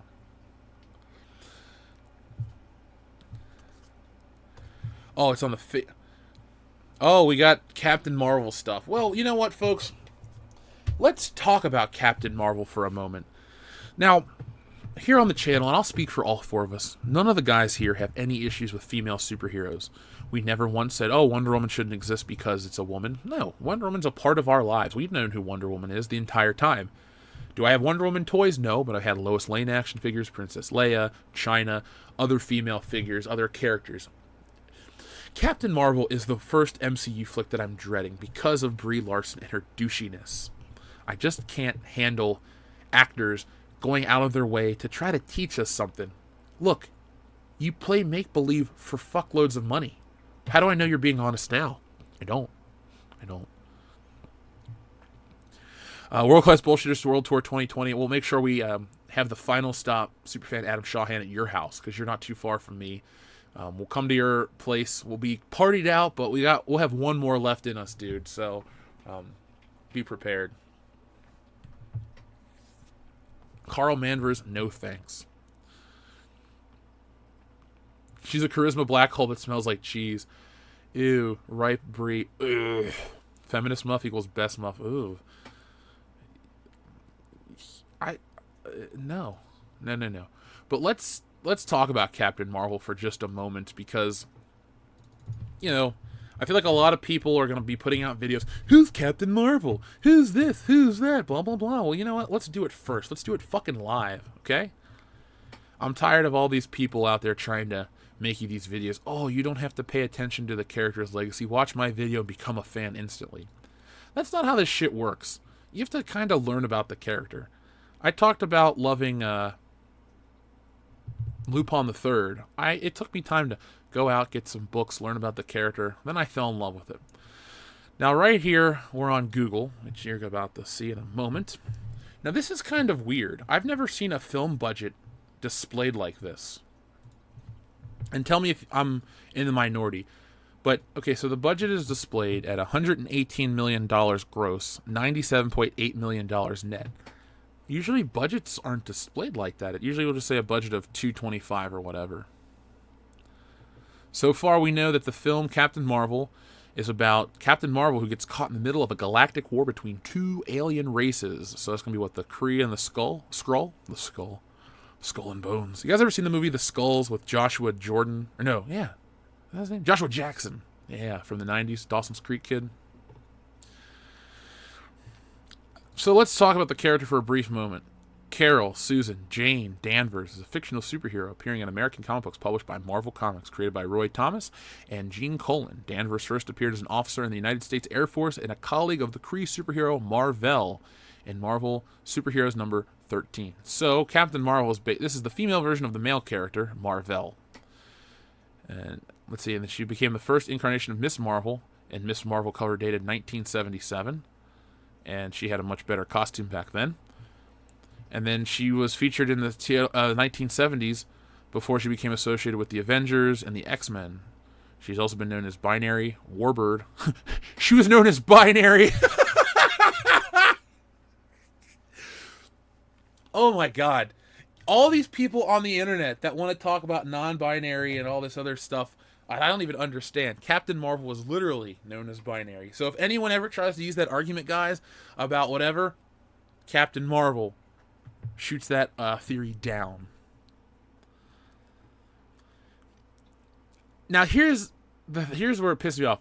Carol Danvers has been labeled Marvel's biggest female hero and quite possibly Marvel's mightiest Avenger. Bullshit. She was ranked number 11 on IGN's top 50 Avengers and 29th in Comic Buyer's 100 Sexiest Women in Comics list. Now, what year did that come out? Here's the thing about Captain Marvel, first off. I like female superhero characters. Even if we're just sticking with the Marvel stuff, she is not number one at all. Not at all. I can name a couple females from Marvel that are better than Captain Marvel. Namely, Storm from the X-Men, Rogue from the X-Men, Jean Grey, Psylocke. There's a trend here. The X-Men has the best female characters. But Marvel doesn't own the X-Men yet properly, so what do? We get Kmart female characters like Captain Marvel and Miss Marvel and all these other bullshit characters. Not even top 10 is right. If you rank Jubilee as number one, I'm going to drive down there and murder you in your sleep. Damn, those are harsh words. I put her at number 2. No, Storm is number 1. Storm is the coolest female X-Men character. And one of the coolest X-Men overall. I mean, Wolverine and Gambit, it's kind of hard to be cooler than Wolverine and Gambit. But Storm is right up there, as is Rogue. And Rogue is interesting. Carol Danvers, not so much interesting. But now we know that she's going to be featured in her new PC-friendly costume. Not the original, not even the original one, but her more iconic look. So we have Miss Marvel, number 1, drawn by John Romita Sr. Hey, Miss Marvel features Peter Parker, J. Jonah Jameson, and Mary Jane on the cover with the Scorpion. Oh, oh. Where is she at now? This is the Miss Marvel / Carol Danvers that I know and like. I was going to say love. I don't love any of that. But yeah, this is the costume that I think most people associate with her. And oh my God, I wouldn't mind seeing that one on screen. But that's not what we're going to get. It's just not going to happen. And that's just something we have to live with. But there really isn't too much more to learn about the character. We're not going to go into the deep cuts of all that stuff, but be prepared for the movie to come out. And let me tell you how the internet works. It's a connected series of tubes. No. What's going to happen now is you're going to get all of these people making videos about the Captain Marvel trailer. Did you see it? What did you miss? What this Easter egg means? Everyone's going to be a giant Captain Marvel fan because this trailer comes out. That's how these movies work. Everyone was a Black Panther fan last year because of that trailer. Look, I knew who Black Panther was. I've read books. I've listened to the graphic novel, motion comic thing, all that stuff. I knew the character. I know this character. I'm not a fan. Okay? I knew who all the Avengers before the movies were. There wasn't an Avenger that I learned about through the films. Now, were there Avengers that I liked more thanks to the films? Yes. Hawkeye. I used to think Hawkeye was whatever. I like Hawkeye. Captain Marvel, based on Brie Larson and the way Hollywood is right now, I'm going to go with, we'll have to wait and see. I seem to remember in the X-Men cartoon that Rogue put Miss Marvel in a coma. That'd be nice to have that plot when Disney claims X-Men. You fucking right, it would be. That's where Rogue got her powers. She always had the mutant powers to absorb your energy through her hands, her skin contact. But when she touched Miss Marvel, I think she touched her for too long, put Carol Danvers in a coma, and that's how Rogue can fly and do all the shit she can. And Rogue is cool. I love that outfit with the jacket. She was a lot of fun. Comic Book Cast 2 will milk Captain Marvel as much as he milks videos on James Gunn. Yeah, that's the channel I don't watch. They lie. They lie about certain things. They're like, this is the new Spider-Man costume from the Avengers. And it's a fucking CGI picture of like a folded jacket. And they play it off as fact, and then they never go back and change it like, oh, we were wrong. See, that's why we operate differently. I don't operate on the hype train. It's like, oh my god, this snippet came out and this is a rumor that I'm going to play off as real. No. Unless you're Mike Zero who gets your content from the future, I don't pull that shit and I don't believe it. I wish Nick Fury was summoning the X-Men. I hope that when the X-Men show up in the MCU proper, that they do the old 90s theme song. You know, and that's all I can sing for copyright reasons. I want to hear that. That'll get me excited. And I want them to have different costumes, not the uniforms like they've had in the past, 84 X-Men films.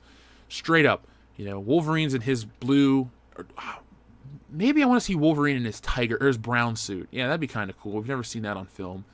Cyclops will be in his Jim Lee costume. We'll have Rogue in her regular, just Jim Lee X-Men on film, please. That's what I ask. That's all I ask for, guys. Yeah, I agree with this statement more than anyone could possibly imagine. Iron Man better be the one that kills Thanos. End it all where it started. If Captain Marvel or Nebula kill Thanos, I will be disappointed. The only two characters, and I said two, that I'm okay with would be Iron Man or Drax. Now, I know everyone's going to be saying, but I hate Batista this, Batista that. Look it. I'm not with what Batista's going on about. I'm not even going to try to defend all that stuff. All I'm saying is, remember, Batista's mission was that Thanos murdered his family. To me, it makes sense that, given the proper fight, Batista could make it happen. Drax the Destroyer could do it. And I'd like to see that. But realistically, it should be Iron Man. Or Cap, too. No, Iron Man, because remember Iron Man touched the scepter and saw the battle where they all died? Oh, shit. Yeah, on that platform. Oh, man, that's how the next one's going to be. He's going to be fighting Thanos in space on that platform. We're going to see all the dead Avengers. And he's going to use the stone to go back and sacrifice himself and save everyone else. Ooh, I hope that's what happens. I love this channel and I love doing this shit, but I wish I could just Thanos snap myself to, next April? I'd be so fucking excited. I can't wait. It's a shame Hugh Jackman won't be Wolverine in the MCU. He wasn't the most accurate Wolverine, but I really liked him, and I think he'd fit well. Yes, Hugh Jackman was perfect for Wolverine, and I don't want another actor to play him. Much like I don't want another Indiana Jones, we didn't need another Han Solo. Hugh Jackman was the tits. I want Thor to finish the job he started and cut off Thanos' head. I like that one too. Realistically, if it's one of the heavy hitter main event Avengers, I'm okay with them killing Thanos. Now, not Scarlett Johansson, because what you can do, shoot him in the eyeball and then he just dies? No, I don't buy that shit.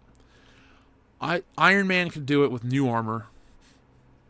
Ant-Man's going to play a part of this too. What if Ant-Man shrinks down and climbs into Thanos' ear and then goes full size and just blows his head off? That'd be kind of cool. What if, there's just so many possibilities. I want to hear some more of those, though, from you guys. And to think we almost had Dougray Scott as Wolverine. Thanks, Tom Cruise. Talk about a bad choice. Does everyone know that story? So there is an actor named Dougray Scott who was originally cast as Wolverine, but he dropped out of the picture to play in Mission Impossible 2 with Tom Cruise. And so Hugh Jackman got the role. And Hugh Jackman's career took off, and Dougray Scott, not so much. Motor Mitzik says, I would love to see Drax rip out his heart like in the comics. That'd be cool. Kine24, you missed a whole hell of a lot of fun. We didn't Johnson this show up, but Ryan did. A Hawkeye headshot. No Heart hated Wolverine, played by Hugh Jackman. I think the last fight in Infinity War, having Spider-Man die in Tony Arms, he deserves to kill Thanos. I like that idea. Oh my god. That's fucked up, Jared, but I approve. All I want in the next Avengers is a less terrible jokes and downgraded for Iron Man's suit because it gets ridiculous each film.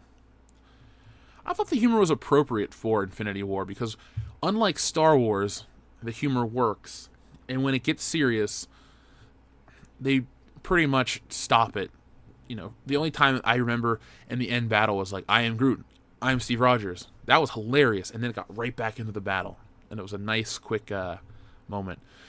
Bikini90, morning to you too, and thank you for joining our Patreon page. I appreciate that. Is Rian Johnson fired yet? No, but he's busy making his movie Knives Out. So that's going to be a hit. That'll put butts in seats. Rian Johnson. A Rian Johnson production. No, sorry, a Ron Bergman production.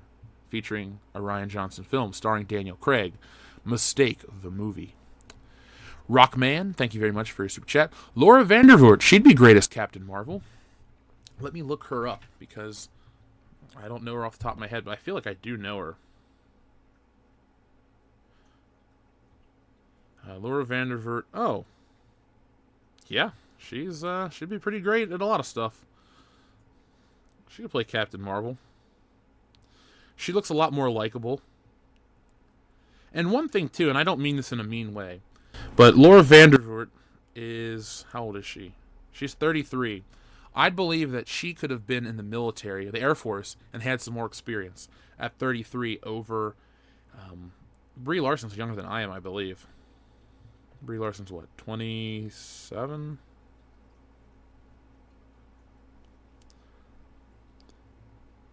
Uh, 28. Yeah, Brie Larson's younger than me. Oh, we share the same birth month. Ew. No, thank you, Brie. I claim October. The funny thing, though, is Captain Marvel's Brie Larson teases internet breaking news for tomorrow.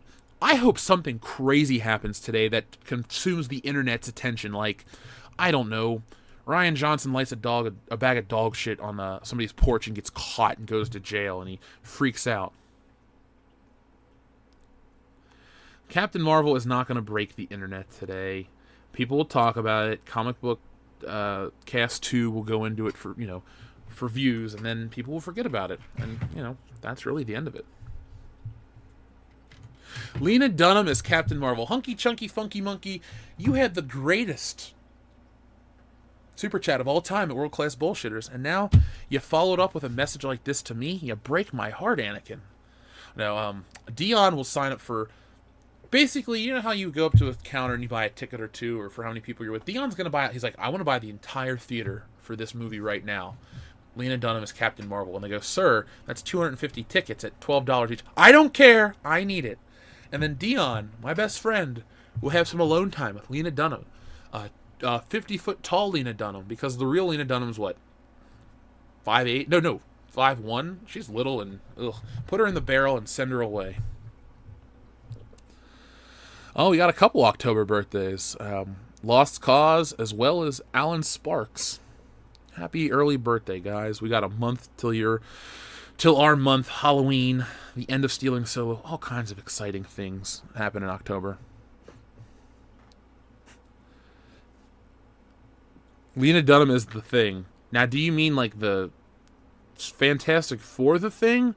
Or how about the version... You mean like the Thing? Like that spider head thing? Yeah, Dion would still be aroused by it. That is my friend, folks. That is my friend. If the movie bombs, Brie Larson will blame sexist men for being haters. That's going to be what happens. They're like, well, these men don't like this movie. No. Remember, the audience is 50% female. You guys are... What about that 50%? If all the females in the movie viewing audience... Here's the thing. They go by population. They're like, well, if the country's population is 51% female to 49% male, well, the female audience is then the majority. No, just because you have a bunch of people that exist doesn't mean they all like the same thing. We have about 73,000 subscribers.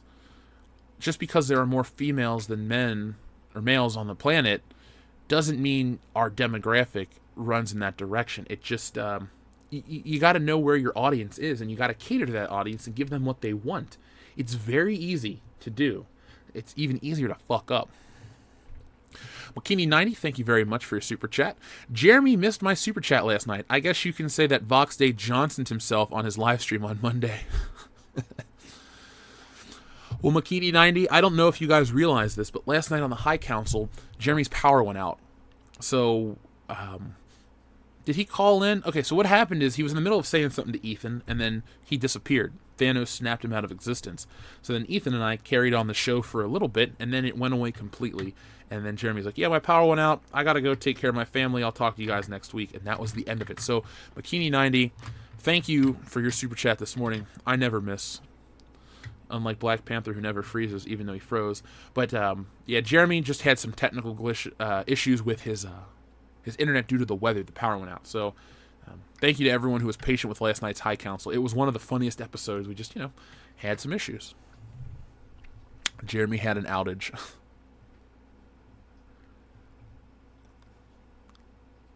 Next time you guys go bowling, Dion can stuff Lena Dunham into his bag and then roll her down the aisle into the pins. Ew. I don't think I've ever seen Dion bowl. I think I've ever seen Dion do a lot of sports-related things. We talked about it. He told me he plays tennis. I've never seen it. Ever. My thoughts on Birds of Prey. The TV show from the late 2000s, right? Or early 2000s, late 90s.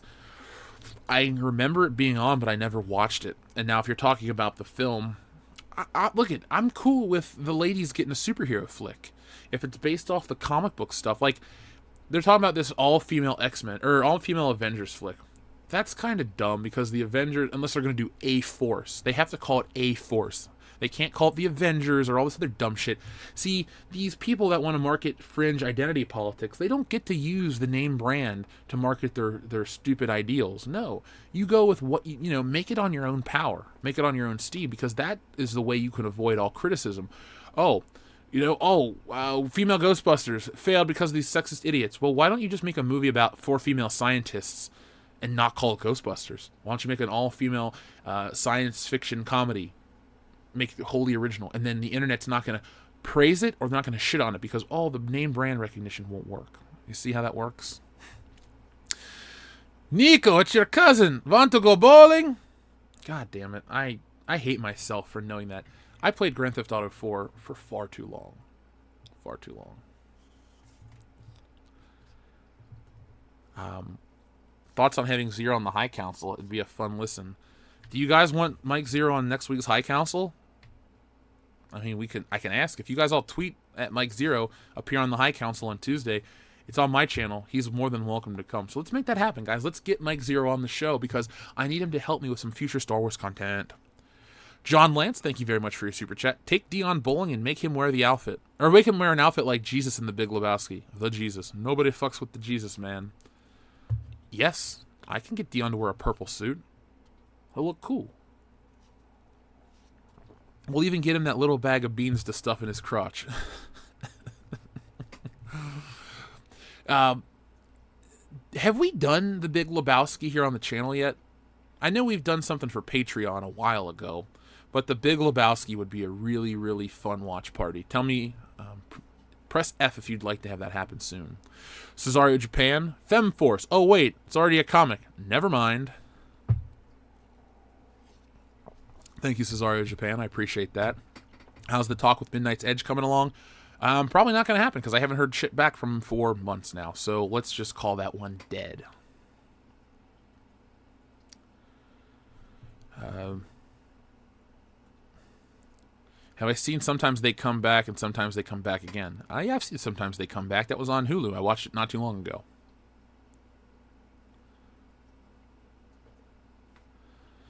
Okay, lots of wants for The Big Lebowski. If you get Mike Zero on here, I'll never come back.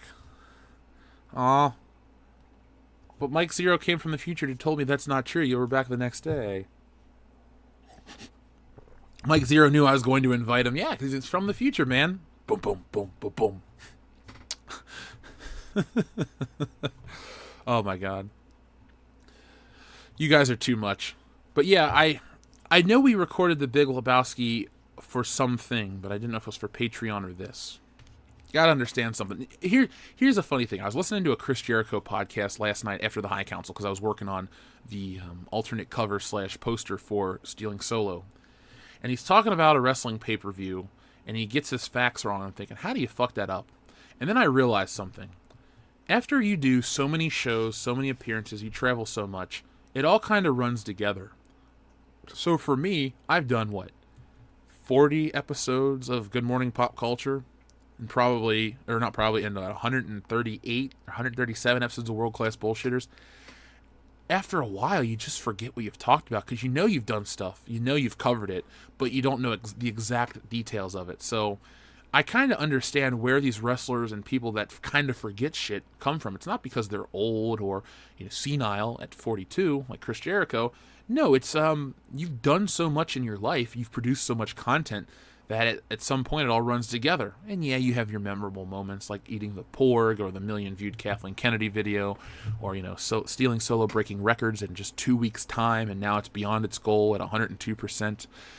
You remember those things, but sometimes you don't remember the Big Lebowski commentary and where it was. If Skynet made Mike Zero, that means that somewhere in the future there's an assembly line of naked Mike Zeros. Ew!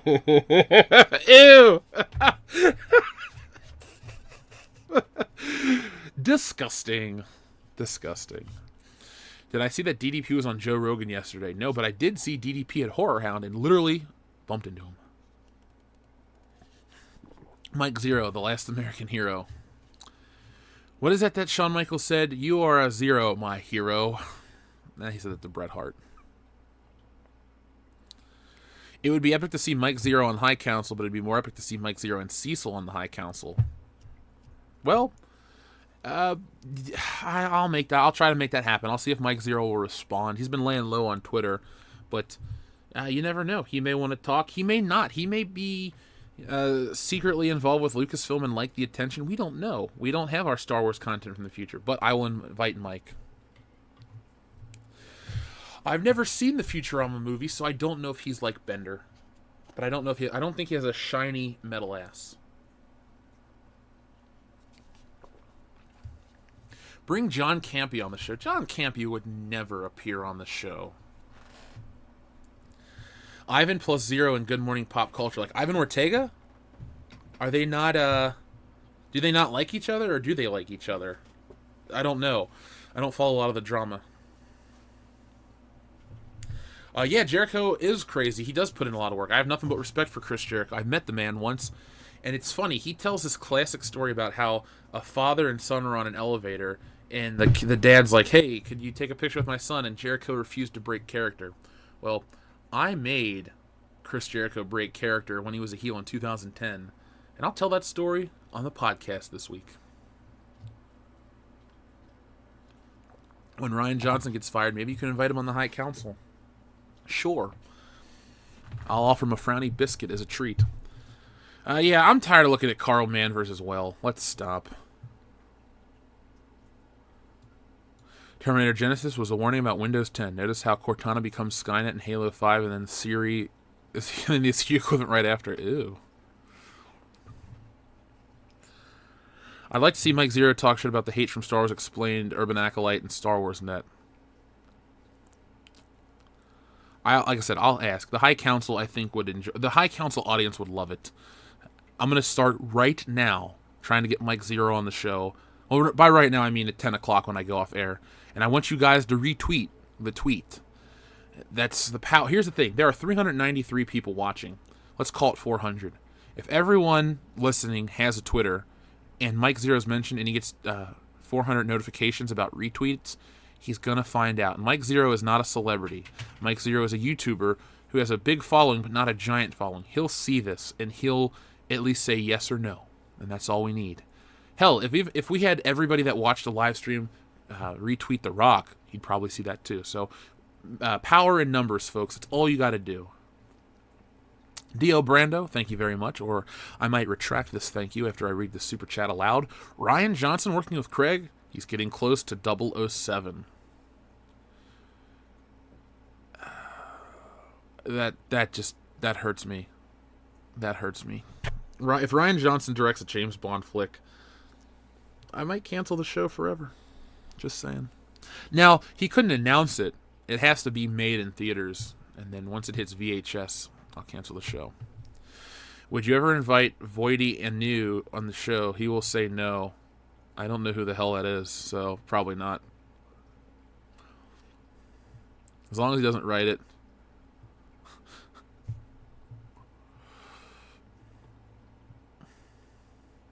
I will lose my shit if he directs 007. Yeah, me too. I'll lose my shit. Barbara Broccoli Johnson did. Yeah, she Johnson 007 a long time ago. Usually it's 007 that does the Johnsoning. But, no. Zero needs to explain himself before the High Council and the Fandom Menace. Yes. I agree. I have some more news about Captain Marvel that came out yesterday. It's disturbing and it's shitty. Captain Marvel, partially inspired by Terminator 2. Captain Marvel is one of the most hotly anticipated superhero films of 2019. No, it's not. And it owes some of its inspiration to a science fiction classic in Terminator 2 Judgment Day. At least that's what Kevin Feige compares it to. There's definitely some homages to our favorite 90s action film. It's not my favorite 90s action film, but it's a fantastic movie. Ew. That's all I can say is Captain Marvel and Terminator 2. Can't they come up with something original? Come on, Kevin. Don't Johnson this up, man. Don't Johnson it. Don't turn it into a cluster muff.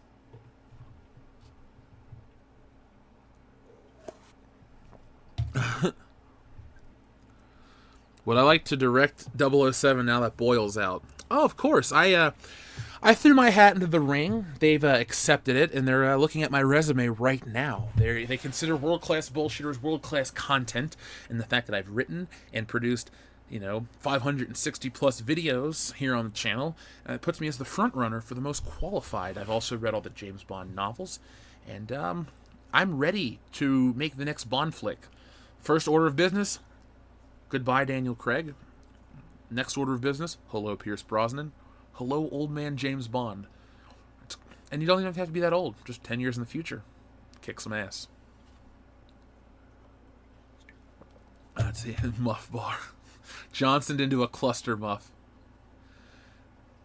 I don't know if you think you got banned during the High Council. I didn't control the High Council, so we don't do that.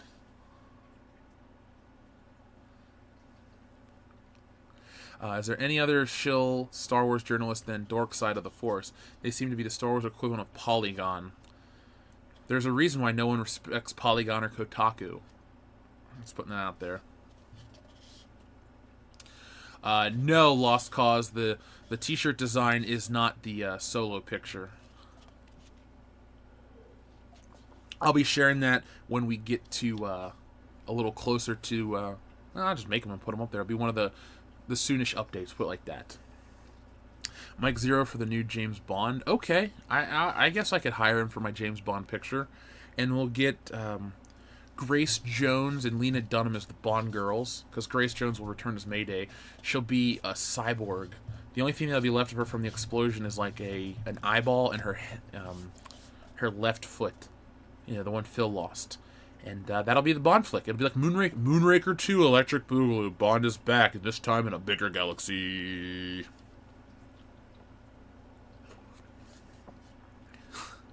Zero. Mike Zero. Oh my god, that's so gross. Seriously, this is all one big cluster muffin. It just makes me sick. It stinks and I don't like it. So we got 2 days until Spider-Man hits... Sorry. Yeah, 2 days. It launches on Friday. Is anyone getting Spider-Man for PS4? I know we don't do a ton of game talk, and I'm not going to turn this into a gaming channel, but this was on the same page as Captain Marvel. Makini90, thank you very much for your super chat. Stealing Zero, a James Bond parody. Yeah, but I don't think anyone would want to steal Mike Zero. I mean, people like Harrison Ford, and that's the premise of this movie, At the end of the day, he is the only good person in this story.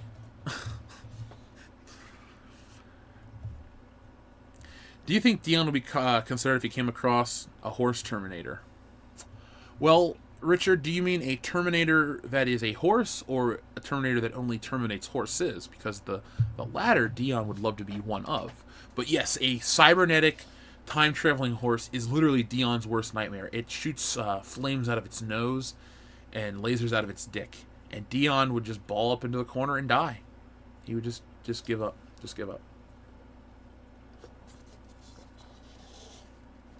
Ah, GameStop gift cards. Excellent choice, Trent. Scott only has a Nintendo. Well, Scott, maybe down the road we should switch friend codes. We could play Smash Brothers together. Oh, you can watch me swing into the buildings. Amy, I'm actually pretty good at gaming, and I've had all the Spider-Man games, with the exception of, was it Friend or Foe, or the sequel to Shattered Dimensions. And yes, I even had the Amazing Spider-Man games. So I won't have too much with and too many problems with that. What do I think of Henry Cavill as the Watcher? I'm fine with that. I don't know, or the Witcher, excuse me, the Watcher. Henry Cavill is now in the Marvel Cinematic Universe as Uatu the Watcher. I don't like that one, but as the Witcher, I don't really know that series. So cool, I think Henry Cavill can act. I'm not saying he's the best actor in the world, but what I am saying is I like him. He's got the charisma and the believability and the presence. So cool, go for it. No to Spider-Man game because they censored Black Cat's cleavage in the DLC. Did they really? Well, Cesaria Japan, I'm going to take your word on that, and I'm not going to support the DLC. Black Cat, it's part of her character. Like, she has white hair, the fur around the collar, and her boobs are hanging out. Let's not change that for modern sensibilities. That means every male superhero needs to have a little bit of paunch on him. No more six-pack for Thor. No more six-pack for Captain America. Black Panther has to have type 2 diabetes. Scarlett Johansson's character has to be, I don't know. She's got some scar tissue on the back of her neck or something. I don't know. But no, if we can't have the Black Cat in her original form, then all the characters need to be altered for because someone somewhere is offended. You should make a comic book for Dion called Cyberhorse. Okay. Red Lino, thank you very much for your super chat. Roundhead Johnson cast as the Watcher in 2019. That's the only role he could play. I know he's not an actor, but he could. He could take up the mantle as Uatu the Watcher. I've here to Johnson your universe. Dio Brando, man, you are just striking out with these super chats. I want to vomit when I see your name now. You have triggered me. You have psychologically triggered me to where you've conditioned me, excuse me, not triggered me, to when I see Dio Brando, watch Tess Holliday be the new Bond girl. Now, I don't really know much about her. I've seen the that magazine cover she was on that somebody posted in the Facebook group. I'm not gonna make fun of her for how she looks, but no to Bond. I'm very picky. Bond girls and Bond himself, they need to be like unrealistically attractive. That's the point.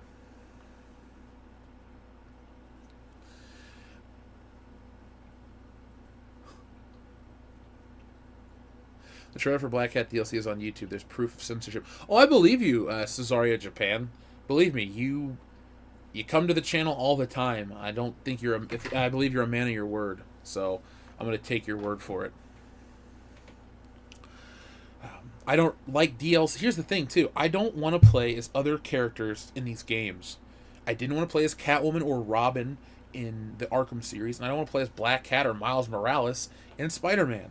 Spider-Man's a solo character. Let the Black Cat show up and taunt him, and you chase her across rooftops, and that's about it. Alec Munoz, excellent question. Jeff, who is your favorite Bond girl? First off, Alec Munoz, thank you very much for your super chat. I'm torn. My favorites are either Domino because she's beautiful, or Fiona Volpe because she's beautiful, or Jane Seymour as Solitaire because she's British. No, I mean, those are my favorites. I also like Xenia Onatopp and Natalia. Natalia, while hot, I do like Natalia because she's actually useful to the story. Bond doesn't know computers the way she does, So she's important to his mission, and I like the interplay between Isabella Scorupco and Pierce Brosnan. I think they both did a fantastic job. So thank you, Alec Munoz, for your super chat, and that was a really good question. I love answering stuff like that. No, Lena Dunham can't be a Bond girl. Just saying. Just saying. You're partial to the Bond girl from For Your Eyes Only. Carol Bouquet, the dark-haired girl, or lady, whatever. That Bond girl. Yeah, she's great looking, too. BB Doll's funny. That's the one time they make fun of Roger Moore's age, and I enjoy that. Tracy Draco, the only Bond girl to get the ring out of him. That's true.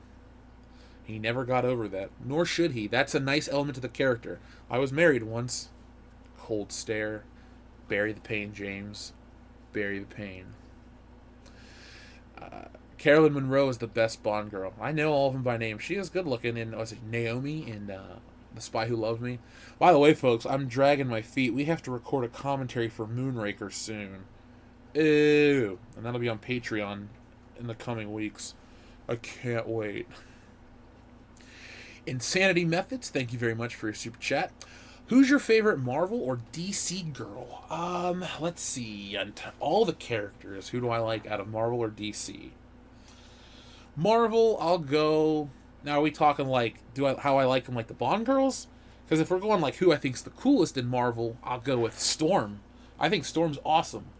Cool powers, very regal and noble, can kick some ass, and she has her flaws. You know, isn't she claustrophobic and freaks out, stuff like that. So she's interesting and has depth. From DC, I like Wonder Woman. She's fine. I liked her in the Justice League cartoon quite a bit. The movie, she's fine too. Gal Gadot, very fine. But I like Mary Jane, and I even like Black Cat from Marvel. I like a lot. The thing is, when they're written in the classic Marvel and DC books, I like a lot of the characters. The newer ones where you get these stupid writers, and I'm not just going to say like, oh, they wrote something bad. They're just stupid people. Those are the ones. That's when I hate these characters and I stop liking them. Plus, technically, Princess Leia is a Marvel girl because she's in the Marvel comics. It's where she first appeared. So there we go. And no, I'm not saying Star Wars is based off a Marvel comic.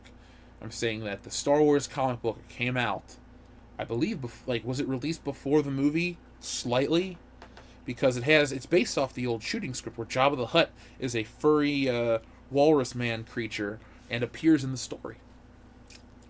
Dio Brando, ugh, thank you very much for your super chat. My friend, she'd be the first Bond girl they have to need a forklift to kidnap.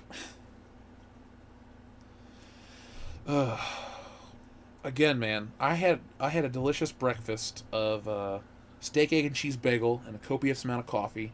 And I'm feeling good. Feeling good about life. Stealing Solo broke records. I'm pumped. The artwork's coming along great.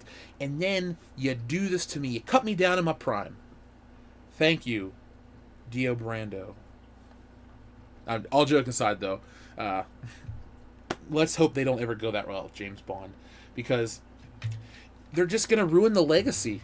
They're like, well, what about body diversity? Well, what about it? The people in James Bond movies don't have time to be lazy.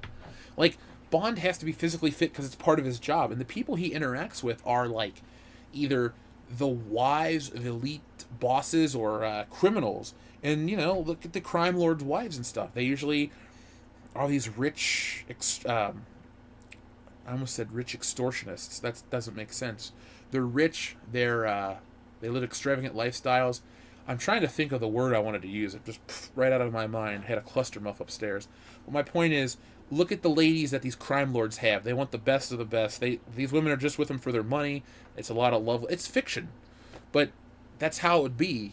So I don't believe she could ever be a Bond girl. The iguana from The Living Daylights was the best Bond girl. Of that movie, definitely. Lena Dunham is a furry walrus man creature, too. Stunt casting for Ryan's new trilogy. That's definitely still happening? Yeah, but Apollo Creed, I think you're secretly Mike Zero because you're getting your Star Wars content from the future. 100% that Mike Zero will be on the Collider Jedi Council. It's funny, he could go to the Collider Jedi Council, but I guarantee you, being on the High Council here on the channel will actually get him more fans. Because they like to act like, oh, we're just a small vocal minority to the three of us. But Jeremy, Ethan, and I, we get the views, we have the fans, the people that love us, and our live streams are viewed more than people with tons and tons of views. Like, we outdo LA Beast. We go head to head with the LA Beast, who has 2.4 million subs and tons of views on his videos. But when it comes to live streams, we beat the shit out of him. We're usually like a 4-to-1 ratio in our favor. Trophy Wives Hernandez, that's a good way to say it. That's in a way what I'm trying to get at. Look at Scarface. What was her name? Elvira? Michelle Pfeiffer's character. She was beautiful, but hollow. That's usually what these crime lords or villains that are, fighting James Bond seem to have. It would be the dumbest, most preachy bullshit story if they tried to be like, well, we're including body diversity, and this is the girl that the crime villain is with. Nah, I don't believe it. We're talking about Gal Gadot, or Gadot, or however you pronounce it. Yeah.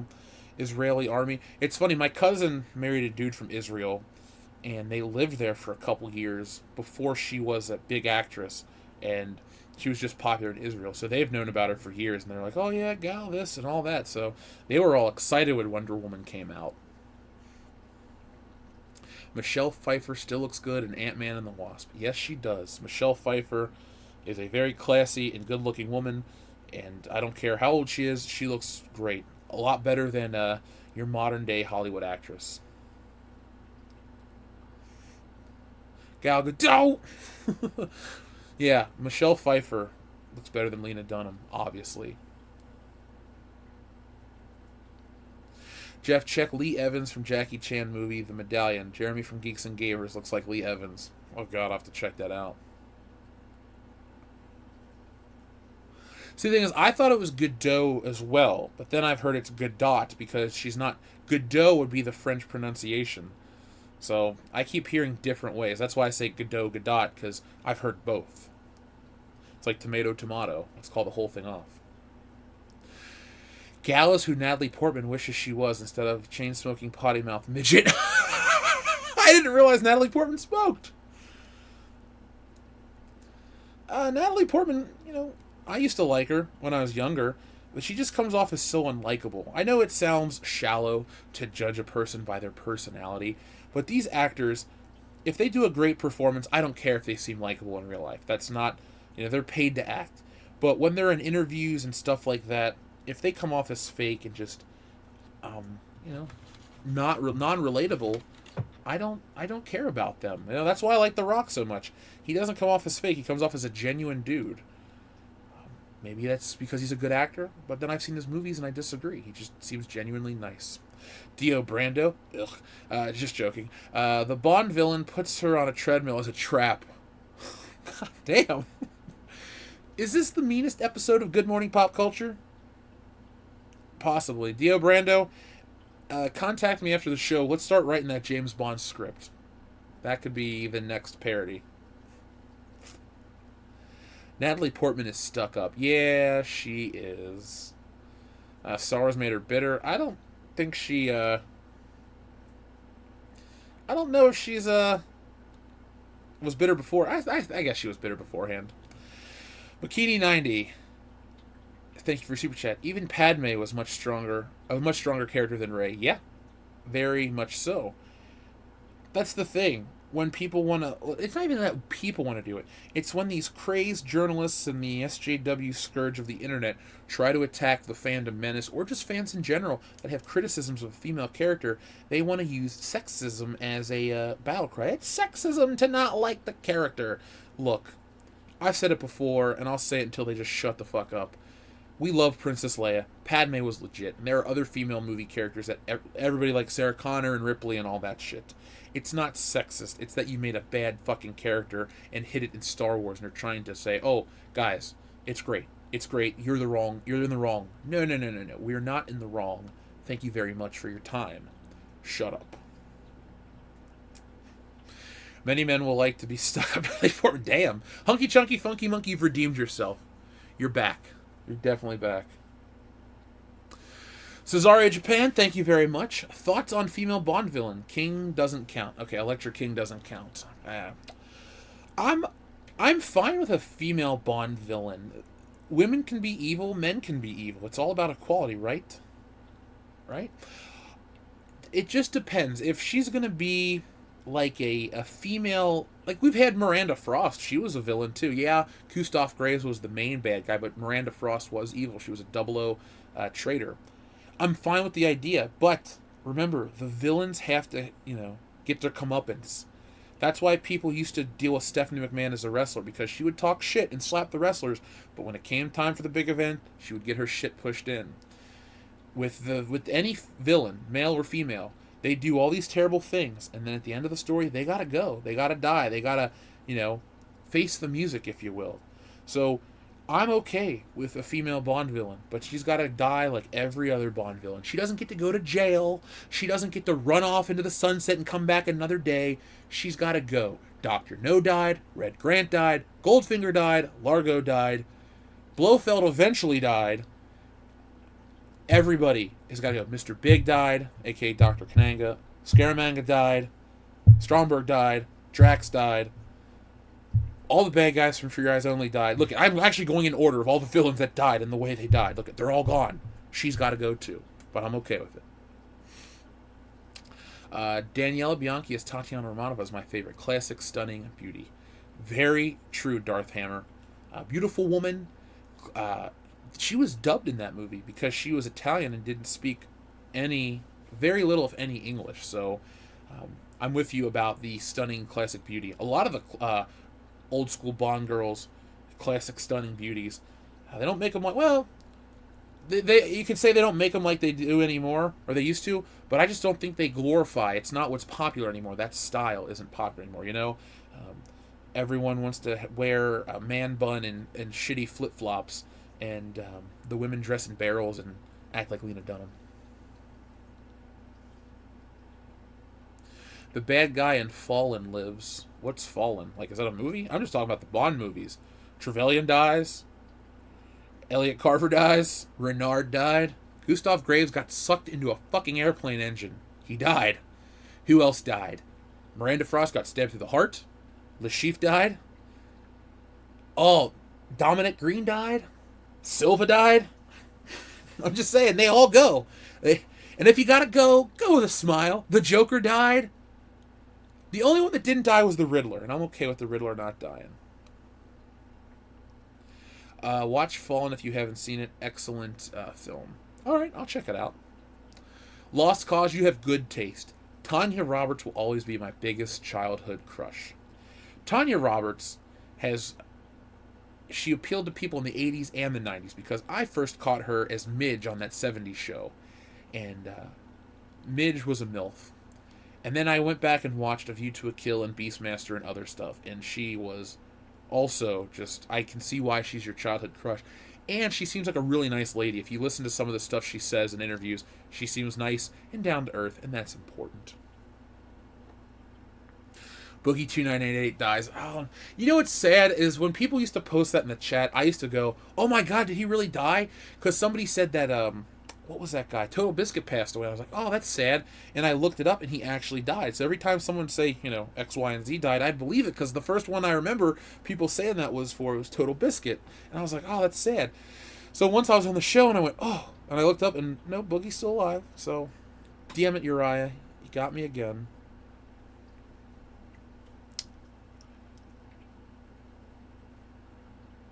Who was the guy in the wheelchair that got dumped down the smokestack by Roger Moore? Mr. Bond!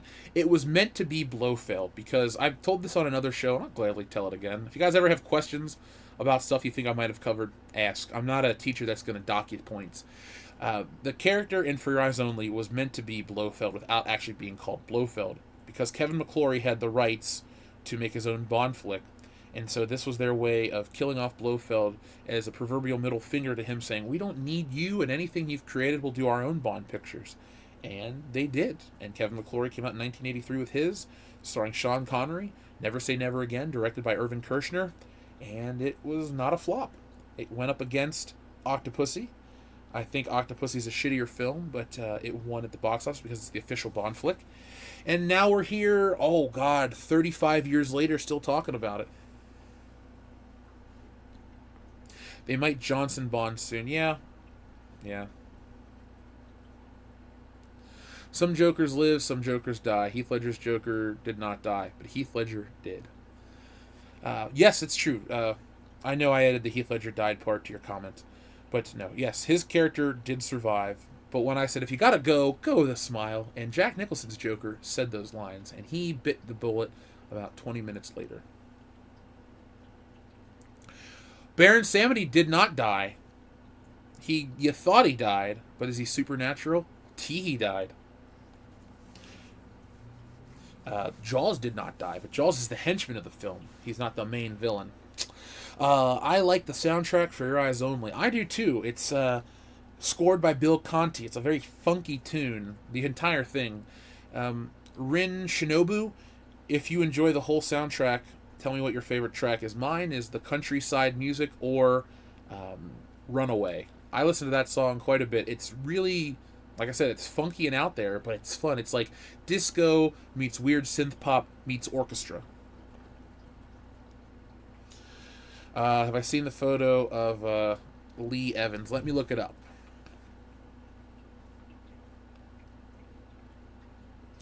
Who the fuck sent me a picture of Lena Dunham? Ew. Lee Evans. Yeah, it's Jeremy. Coming at you with another video. I gotta put a hat on this. Yeah, this is Jeremy from Geeks and Gamers. If Jeremy from Geeks and Gamers ran really fast into Bobby Flay, you'd have Lee Evans, the stand-up comedian. Yes, King KDI. That's what happened with Danny Boyle. They wanted to kill Bond. He quit. That's the rumor, but that's the story that's out there in the press right now.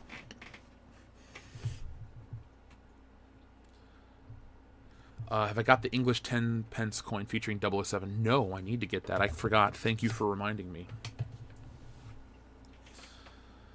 Captain Phasma dies in every Star Wars movie. That's true. That's true. She bit the bullet a couple times. They should make Bond versus Mission Impossible. That'd be fun. Well, we already had that. Henry Cavill's the next James Bond, and he lost to Ethan Hunt. Rin Shinobu, those are good.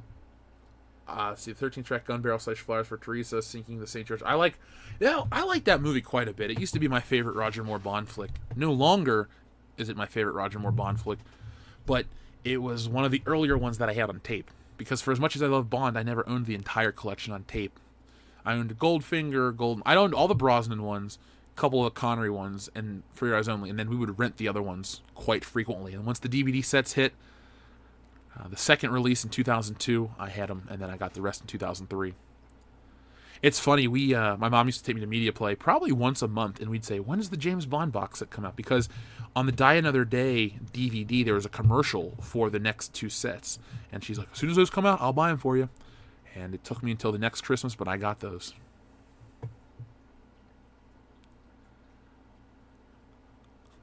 Phasma's a clone. I can see that happening. Who put $100 down on it? Put me down for 20. I'm good for it. Phasma was secretly on the Death Star in Return of the Jedi. When Jeremy talks, it reminds me of Jim Cornette. Darth Wesker, do you listen to the Bruce Pritchard podcast with his impression of Jim Cornette? I can't even get my voice that high, but it makes me laugh when I hear it. The world is not a muff. Oh my God. That's the... Oh my God. I love it. DeMille Jr., thank you very much for your super chat. Oh my God. They killed Phasma. You bastard. I don't think anyone would even be sad. It would be more like, oh my God, you killed Phasma. Thank you. Thumbs up. That's about it. Oh. I did not hear about EVS debating Vox Day on the Kill stream. I guess people are going to be watching that excitedly. That gives me the perfect opportunity for world-class bullshitters to record some stuff in secret. So Zara Japan, thank you for your very generous super chat. I think this should be enough to cover the cost of getting a Bond 10 pence coin from an eBay seller. Enjoy. Well, Cesaria Japan, whenever someone tells me to get something out of a super chat, I have to. That's how we got the turkey suit for Dion as well as Mr. Ed. So let me write that down. Get 007 coin. Cesaria Japan. I have that written down now, and thank you very much. I appreciate that, and I will never forget who sent it to me. So thank you very much. It's going to go on my shelf. As soon as I get it and it arrives, I'll take a picture of the coin on my 007 shelf. American Trent 007 himself has seen the 007 shelf because we're friends on Facebook, and we got into a discussion about the new James Bond collectibles, and he goes, "Do you have the old ones? Can I see a photo of them?" So I sent him the pictures of Sean Connery and Dr. No, the dolls. Rose Tika, screw you guys, I'm going home. Phasma is Boba's ex-wife. By the way, Mike Hartman sounded more like Harry Solomon from Third Rock from the Sun. Phasma was overhyped. You damn right. Tezunagari? There we go. I think I got it right. Tezunagari. I'm getting better with screen names, right? At least I'm not Jeremy. I can say Jijigify and all those names like that. Book Phasma, badass. Episode Phasma, generic named villain 0815. She does kind of suck. I'm not a fan at all. I remember how people were going nuts about Captain Phasma. And, oh my god, the action figure doesn't have a chromium paint job. This is so terrible. It's only silver. Or it's only gray plastic, blah, blah, blah, blah, blah. And these mother muffers would go out of their way to paint the damn figure so it looked like, oh, it's chromium now. Look how cool it is. And then they saw the movie, and they would just be like, oh. And one thing I would like to point out, too.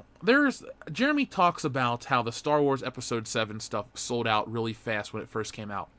Now, I could have shown this yesterday, but I went to Walmart on Force Friday, and I even posted on my old Facebook, it said, I didn't come out at midnight, but everything's still in stock at 8 a.m. So even Force Friday at a Walmart didn't cause anything to sell out. And I went to my local Toys R Us to check it out too, and it was all still there. So I do have proof that that wasn't bullshit or a bad memory. Phasma is the lesbian your ex-wife leaves you for. Let's see. Mutter Me Seeks. You script my name all the time, but it's all good. Is it Mutter? Like German Mutter and Fati? Let's see. With infinite resources, why isn't all clone trooper armor chrome/blast resistant? Because, Lando, they're trying to elevate the clone lady. Force Friday, more like Forced Friday. Am I right? Thank you, Lord Stark. If you're wondering if Phasma's carpet matches the drapes, you're right. Chrome. Ugh. Ugh. No, thank you, sir. Oh, man, I can't believe it's already 10:10. I guess it's, if you guys have anything else you'd like to ask me or say, put it in the chat right now, because we're getting ready to put this episode to bed. I'm going to move to do a couple other things this afternoon, and we're going to, you know what? I guess I could come back this afternoon when the Captain Marvel stuff comes out. Press 1 if you guys want that to happen. Again, I just need to know. Oh, time for the bad art. Yeah, Amy Minty, I cannot forget that. Thunder Robots. James Bond meets Maxwell Smart. Some could say that that's Daniel Craig's James Bond, because he missed it by that much. Thunder Robots, that's a fun idea. I would actually really like that comic quite a bit. So let's look at the bad art Amy Minty sent. Didn't want to forget. So thank you, Amy, for reminding me. So now this is old. Now I don't consider this too terrible, but it is. This is what Amy sent, and let's check it out. So this is Darth Vader? ? And this is how Darth Vader looked in the early Star Wars comics. Now I wouldn't call this bad. I think this is Carmine Infantino work, and I'm fine with it. They definitely aren't on model. A lot of the early Star Wars comics aren't on model. If If anything, that's their biggest fault. Yeah, they also use the word star or space too much, like, I'm going to turn you into space dust, space rock, space this, space goes coast to coast, all that kind of stuff. But at least they got the spirit of Star Wars correct. And, I mean, this isn't too terrible. This is better than... Is it better than the new Darth Vader stuff? No, but let's talk about the way the new Star Wars comics are produced. They get Lucasfilm production images and they trace a lot of it. Will you guys post a con schedule if you're going to start doing cons as a regular thing? Yes, John, we will always give you guys many months of notice. There is nothing new for 2018. We're going to be next appearing at Star Wars Celebration with all you guys to hang out. So we've taken care of a lot of the behind-the-scenes stuff, and we're going to make that happen. Before you know it, you're going to be able to meet us. All the High Council guys will be there, all the bullshitters. I believe everyone from Geeks and Gamers is going to make it out, too. So this is a big event. This is going to be the place where they have us all in one location. So be there, hang out with us. We're going to have pie and pizza, and we're going to get wired and have a big party. So, James Brown Vader. I haven't got your email about the LGBT 1000 yet. I'm sorry. I love the old Marvel Star Wars art. It's fun. If Phasma comes back at episode 9, I'm going to roll my eyes and throw my popcorn at somebody. Just putting it out there. Rogue is better than Storm. She can drain me any day. Maybe. Is it really worth dying to get some, though? I mean, pie is great, but I don't want to die for pie. What would be your reaction if Bond movies start to feature Bond boys instead of Bond girls and start a non-Brit in the role? Well, I wouldn't think too much of it, Lord Stark, because I wouldn't watch the damn thing. I've used this example in the past, and I'll use it again. I skipped The Amazing Spider-Man 2 in theaters. I can skip a James Bond flick. Just because I love a franchise doesn't mean I can't avoid it like the plague if need be. With Star Wars, it's a little different because of you guys in the channel. But for James Bond, if they did something stupid like that, I'm sorry. It would take a $10,000 super chat for me to go see that fucking movie. That's just no. I don't want to. Yeah, G-Monkey, you do have the best pizza in Chicago. I love it. That muff is worth dying for. Maybe. Johnson is an internet troll, yes or no? Yeah, he's a little guy that looks for attention and likes to bully people. So he is what he hates the most, a bully. Show chat some Hawkeye Initiative panels, maybe tomorrow. Raul Valdez, if you remind me early enough, yes, I will show the Hawkeye Initiative stuff, gladly. Bond Boy sounds like a porn parody, yeah. Sounds like a really shitty band, really. Like a 2001 cover band, and they're just like... They cover, it's like Big Ups. They cover the Bond themes in a Backstreet Boys NSYNC style. They're like the O-Town of the cinematic music world. Rian Johnson lives under a bridge. Troll confirmed. I would love to go to Rian Johnson's house for dinner and just Johnson up the whole place. Like, I ate the food. I clogged the toilet. I lit the mantelpiece on fire. I won't hurt any pets because I like animals. I ripped his couch, I flooded his basement, I destroyed his microwave by putting silver ore in it and turning it on for 9 minutes. I jumped on his bed till it broke. I tripped over his computer and it broke.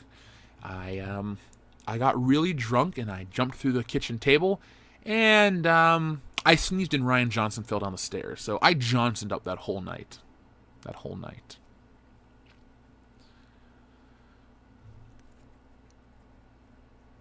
You left it upper decker. Damn, in this coffee pot? Shit, you guys are some harsh people. I like it. I'm glad we're all on the same team now, because, man, I would not want to be against anyone in the Fandom Menace. I think Rian Johnson is a nice guy, but the tremendous amount of backlash was just too much for him as a new director. Most will disagree, though. Well, Metalhead Zaki, that's the beauty of this show. We don't all have to agree. Now, I think Rian Johnson, I don't think he's that nice of a guy. I don't think he's a bad human. Like, even as much as we dislike Kathleen Kennedy and the garbage she's done to Star Wars, I wouldn't consider her a bad person. She's not evil. She's just really unqualified for her job, and she's got the wrong idea of what it means to be the president of Lucasfilm. Now, with Rian Johnson, I'm sure he was overwhelmed with the media blitz of Star Wars, but he handled it all so well up until the movie came out, where he began to react.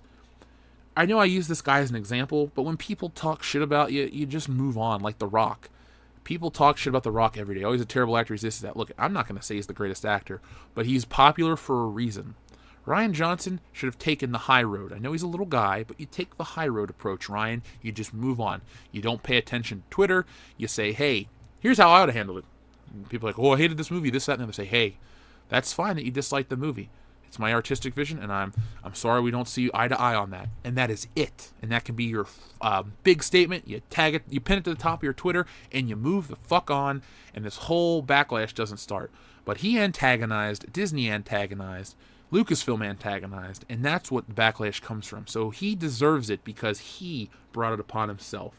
It's not really about a bad movie as much as it is mistreatment of a fan base and disrespect. You know, the media toes the company line of Lucasfilm, and now Star Wars is just an untouchable brand. Nobody wants it. Ghosty Ghost, thank you very much for your $5 super chat. Aqua Teen Hungers Force. Aqua Teen Hungers Force. I like Aqua Teen Hunger Force a lot. I enjoy Meatwad. He's probably my favorite character. But I do like Frylock and Master Shake. One year for Christmas, my cousin gave me a Meatwad beanie, and I've worn that quite a bit. There may be photos of it somewhere out there. But I've moved beyond Meatwad beanies and Frylock t-shirts. But yes, Ghosty Ghost, Aqua Teen Hunger Force is an awesome show, and I think I know the words of the theme song, which I'll sing when I'm drunk on one of these streams.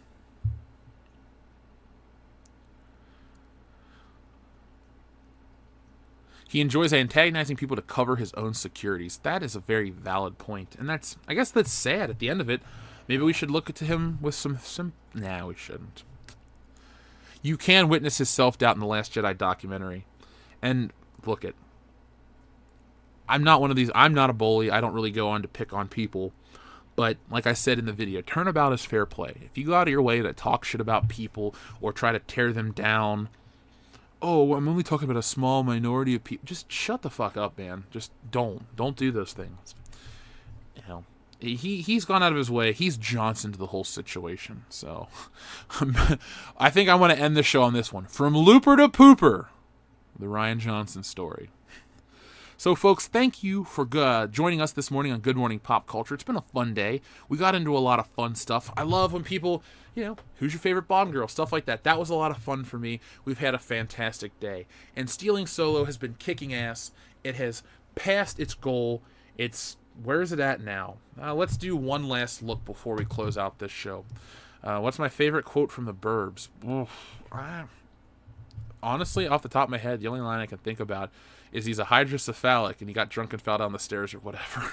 So I can't honestly think of a quote from the Burbs right off the top of my head. But I do like that actor Rick DeCockham. I wish he was still with us because he was a good actor. I loved him in Die Hard, Blank Check, and probably the other movies I've seen him in. So, guys, thank you to everyone who's backed Stealing Solo. $20,875 in 2 weeks and 12 hours. Kicking ass. It's a new lap record for world-class bullshitters. 104% of its goal, and it can go nowhere but up. So thank you to everyone. Thank you who spends their mornings here with me on Good Morning Pop Culture, and I will be back probably later this afternoon to talk about some Captain Marvel dumpster fire news, as well as some other stuff.